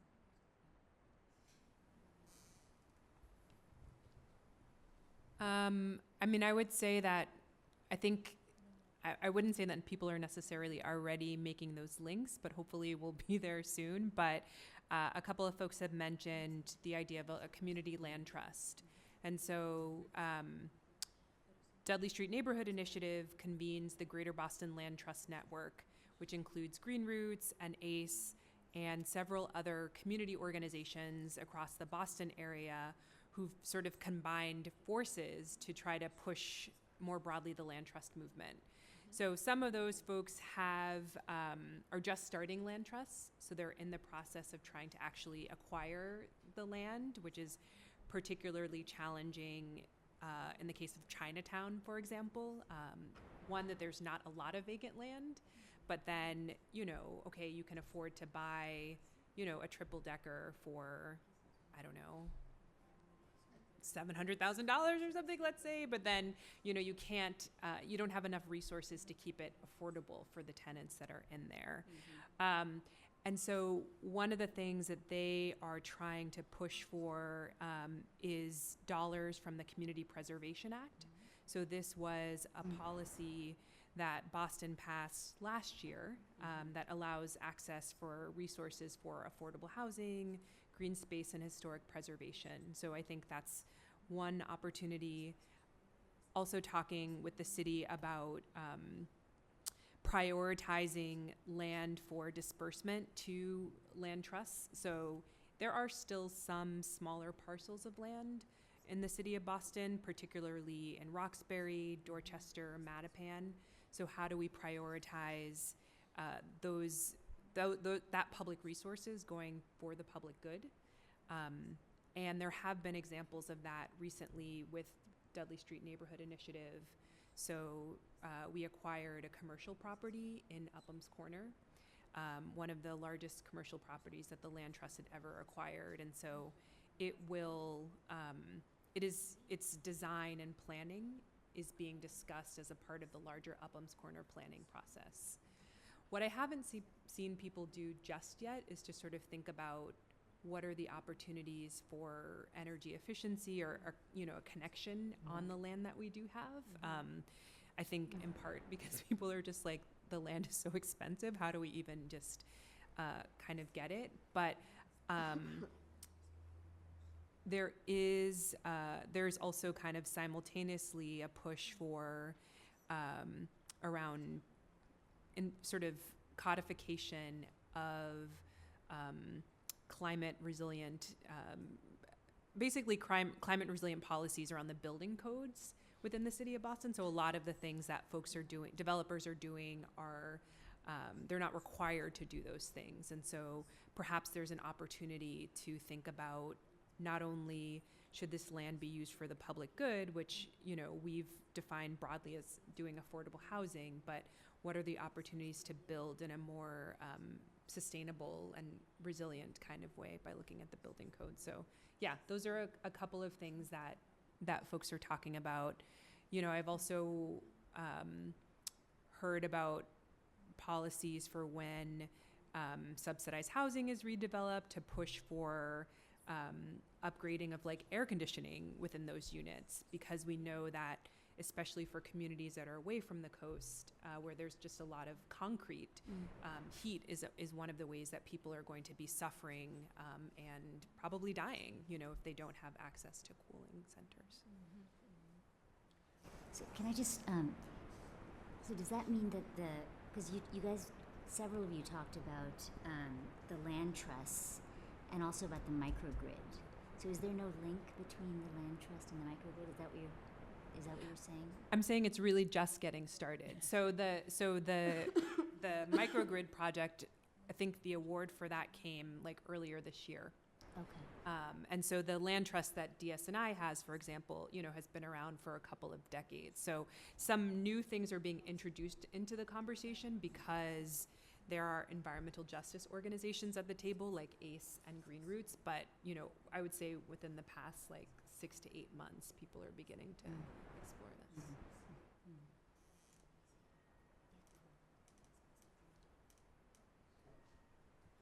Hi, my name is Pua Brown. I'm a senior.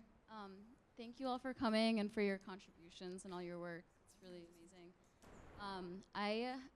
I'm environmental science and public policy at Harvard, and I just finished my thesis on food sovereignty in traditional Hawaiian agriculture in the context of the global food system, but really focusing on water rights and the public trust doctrine and restorative environmental justice. And so kind of that sort of brings in what you were saying about communities sort of uplifting themselves, sort of giving them the resources, whether it's environmental resources or economic resources to make the change that they seek. And so I guess, and I took Professor Subramanian's class last semester, and it was a huge inspiration in clarifying all these thoughts. And one of the things that just kept coming up, like so many of these themes were throughout my thesis, but those the intersectionality of environmental justice and kind of like how like creating a world of like imagining alternative futures in a world of shared values. And I really think that there's a huge potential in terms of like indigenous rights and environmental justice rhetoric, and also restorative environmental justice for all, you know, marginalized communities. And so I was wondering if you guys had more to say about that.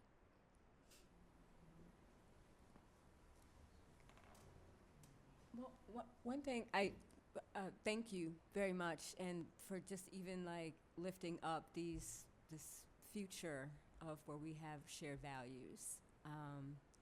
I think that part of the power of storytelling is that, and then hearing each other's stories, is that we start to build empathy for each other, and I feel like that's a really undervalued facilitator of how we might start to create equity and justice. And so, you know, I think that when we hear stories and we start to make connections between our histories and understanding that a lot of what we're dealing with has been set up.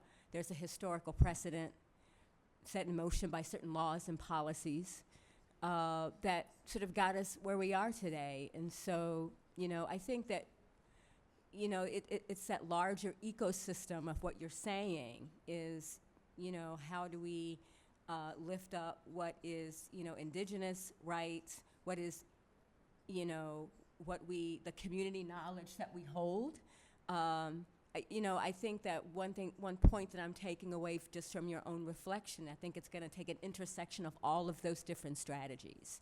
And I think that the strategy around policy, I think that is an area where we're playing a little bit of catch up, and we have to really engage our folks on what are the policies on the books right now that need to be changed, that are causing harm, that many of us really don't know that much about.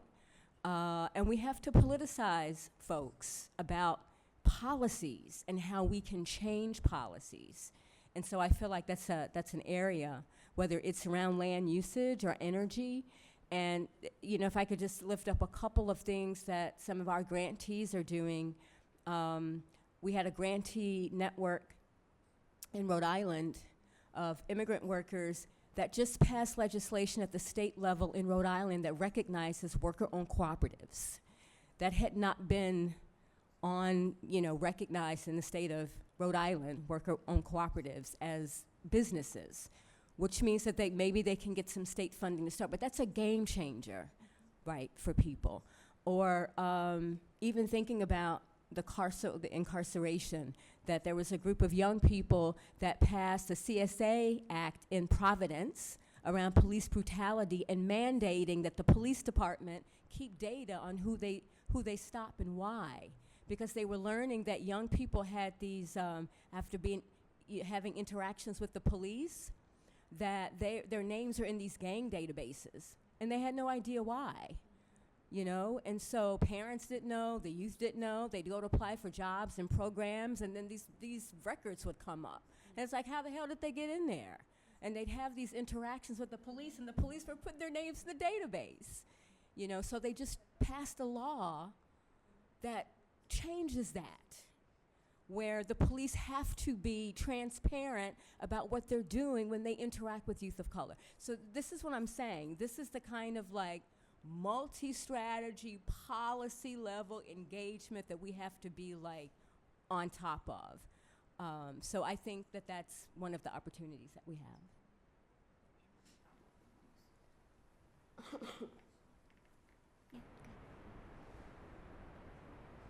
Thank you so much. I really enjoyed the conversation on different scales, my question emerges out of some of the things around the environmental justice and moving more to what Amy was talking around science and production of knowledge on a scientific level. And I wanted to raise, that's my first question. How do you really make those connections more explicit? Because most of the time when we think from environmental justice, immediately that knowledge is degraded as being less scientific, less, knowledgeable or less insightful about innovation and all that stuff. So I think it may be interesting to see how do we have that conversation that it doesn't really become us versus them. Because, for instance, by the way, I didn't introduce myself. I'm Naga Thengelu. I teach in Toronto.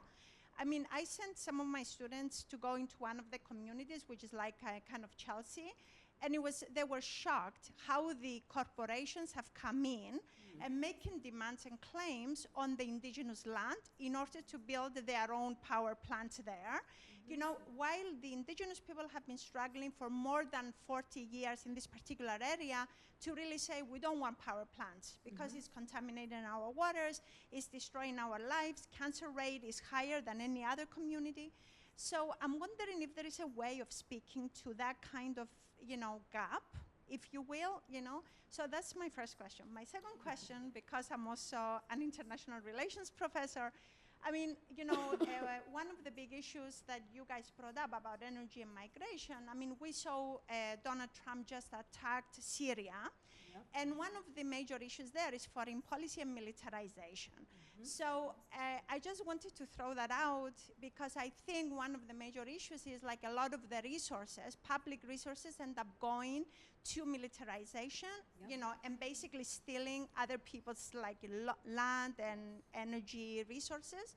So it's kind of how do we make that global connection more explicit, you know? And I think in a way we can speak about America as being so isolated and, you know, the big empire, you know, can kill anybody everywhere. But I think it may be important for us to start thinking, especially around migration, what are those connections? Because when you are displacing refugees, they're coming here, you know, perhaps, or Europe, you know, but with what implications on environmental issues and, you know, scientific approaches to understanding, you know, the environmental destruction. Thank you. Sure, I can start. I mean, I think your point is well taken about the production of knowledge and, you know, how to engage communities and to lift up their knowledge, especially to, you know, protect their environment, protect their rights. And I mean, I think conversations like this are very important. And, you know, I think it starts with developing trust among different people, right? Investing in these relationships. You know, I mean, I think everything starts with relationships, and that gets back to what Trina was saying, right? And especially relationships across difference. And you know, I mean, I think, and then once you have those relationships, to be creative about what you produce, and also what the different languages you can use in your production, and also the different types of output, right? So languages being anything from English to indigenous languages to, you know, more scientific, quantitative language to like something that's very much constructed to move policy, which is in and of itself its own language, or, you know, a language that's very much constructed to increase everybody's awareness of a problem, which often moves policy, right? So really thinking about, like, in a sense, I think to create change, a lot of us have to become, like, almost think bilingually, but like, you know, not necessarily, you know, thinking about language in a looser term. So, you know, because like, you know, I think about the community-based partnerships can take many different forms. But I think that the best ones kind of recognize the fact that different stakeholders have different needs, and, you know, ideally we'd be trying to address some of these. But, you know, I mean, well, kind of going back to your point about moving policy, I mean, two things. I've started to get more into that, and it is a very kind of different way of thinking and a different way of translating information, and also asking very specific questions that may be different than sometimes the most pressing questions for the scientific community. But then I think the other elephant in the room is, you know, like, what is our likelihood of changing policy for the better on the federal landscape in the next few years, right? So even if that's what we need to do, if you look at in the space of human rights, environment, public health, like, likely the only thing, if anything, that's happening is going, you know, strikingly in the wrong direction. And so, you know, what are the strategies in the face of that big elephant in the room? But that also speaks to different levels of government, right? Right. So it's not that all the levels of government line up neatly, right? So you've got California, which is at war with the federal government right now. So so it's not just about figuring out the language of policy and how to navigate the world of policy, but at what level of state, you know, you sort of, you know, you pitch your claims, right? And you can even use sort of tensions between different levels of government to your advantage. I mean, I don't know if, I mean, and I heard a lot about the municipal level and that level of government having a little more give, right? That it's a much more kind of, there's sort of possibilities for participation. There's possibilities to sort of lay claim to policy, right? As a right. Yeah. I don't know whether it's that easy to do at the federal level.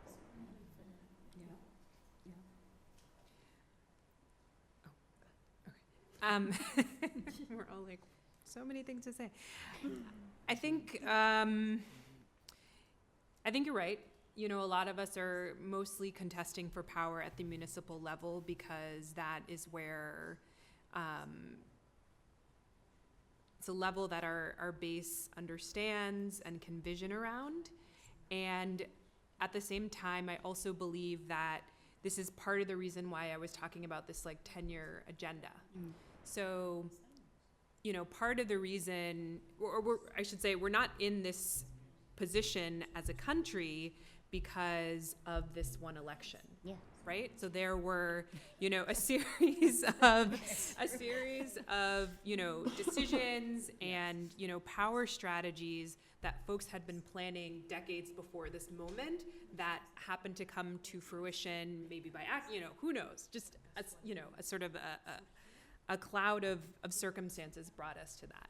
And so I think for me, that means that we, our side, needs to also be doing that kind of level of planning and strategy. Not that it's easy, but, and so not only, and what the hard part is, not only being able to say what we don't want, but really doing the hard work to vision about what does it look like when we're gonna govern, and how do we actually want these systems transformed. And I think that's the part that we have to really begin, you know, thinking and strategizing about, and unfortunately understanding and grappling with the fact that during this period there's going to be a lot of harm. That is just inevitable. And so how can we also strengthen our practices for healing with each other and dealing with the multitudes of and many faceted ways that trauma is going to be continuing to attack our folks and is already here. But yeah, I think we have to do, you know, longer term visioning and planning. Does anyone want to answer the militarism question?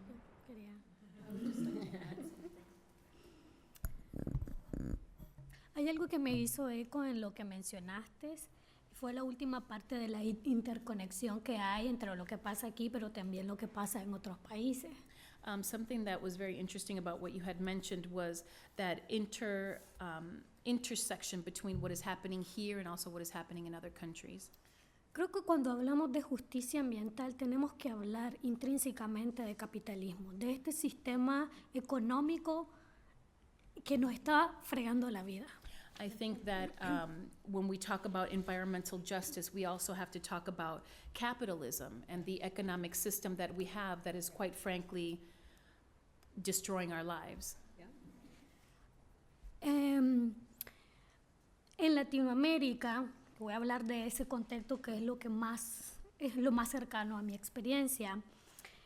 Hemos sufrido por muchísimas, bueno, desde la colonización, el extractivismo de nuestros recursos naturales. You know, I'm going to talk about Latin America because that's what has been my experience and that's what I'm most knowledgeable about. But we have suffered for a very long time, ever since the colonialism of extractivism. Y ahora estamos viviendo lo que es el capitalismo. And now we're living through capitalism. ¿Qué conexión tiene eso? Lo económico con el ambiente está totalmente conectado. And so what connections do we see there between everything that is economic and the environment? And it's completely connected. Porque son las compañías, las grandes compañías que van a nuestros países y que sacan toda la riqueza, que explotan los recursos naturales. And it's these large corporations that go to our countries and take that just exploit our natural resources. Que desplazan a pueblos indígenas, que desplazan a todo lo que hay en el paso, a todo lo que tiene, contaminan los ríos, sacan todos los materiales preciosos. Este sistema es el que está haciendo eso y que a la vez produce cambios en el ambiente. You know, these major corporations, by exploiting our natural resources, are displacing indigenous groups, are displacing basically everything that gets in their way. They're contaminating rivers, they're taking our precious goods, and it's exactly this system that is causing this climate change. Y eso lo hacen allá y lo hacen aquí. And they do it there and they do it here. Entonces, conectando eso, porque todo está interconectado, cuando hablamos de migración y de la gente pobre centroamericana, chusma, que entra a Estados Unidos, no vemos ese tema. No vemos que están sacando nuestros recursos, que nos están empobreciendo.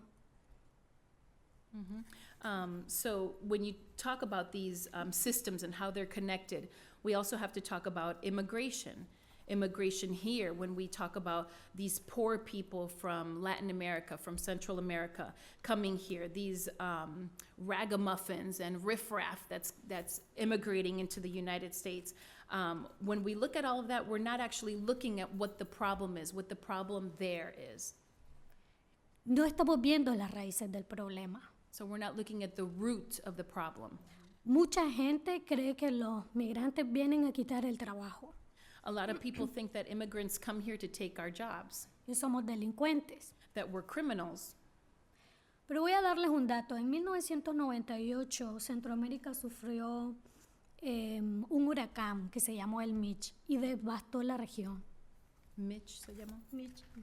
In 1998, Central America suffered a hurricane that completely devastated the region, which was called Hurricane Mitch. Eso hizo que muchos migrantes centroamericanos cruzaran la frontera a Estados Unidos. And that caused many Central Americans to cross the border into the United States. Y en base a eso surgió el TPS, que es un, no sé cómo decirlo en inglés. Ajá.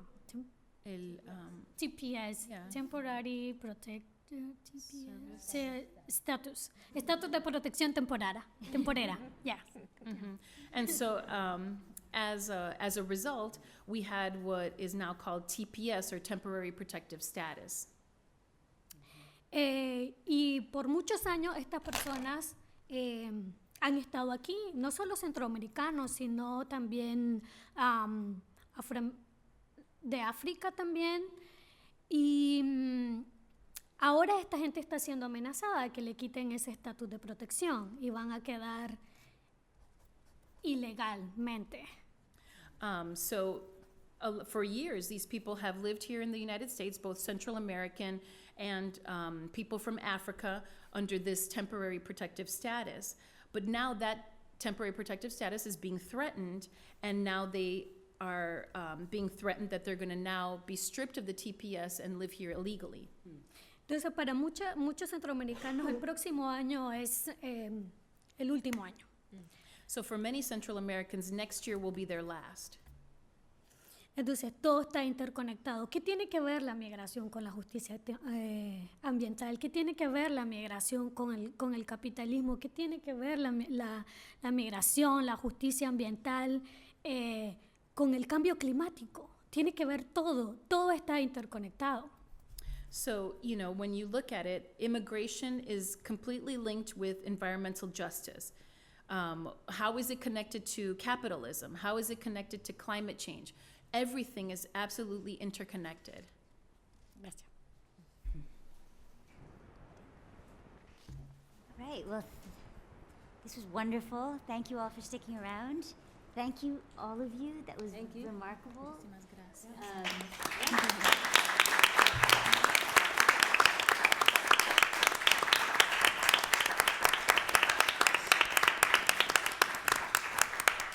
I wanted to make one announcement of another environmental justice talk, which is tomorrow. Just to keep the ball rolling. Go to as many EJ talks as you can. It's by Elizabeth Hoover, and the title is "The River is in Us: Achieving Environmental Reproductive Justice in a Mohawk Community," from 4 to 6 p.m. Harvard Hall 102. We try to make it. Thanks, everyone. Thank you.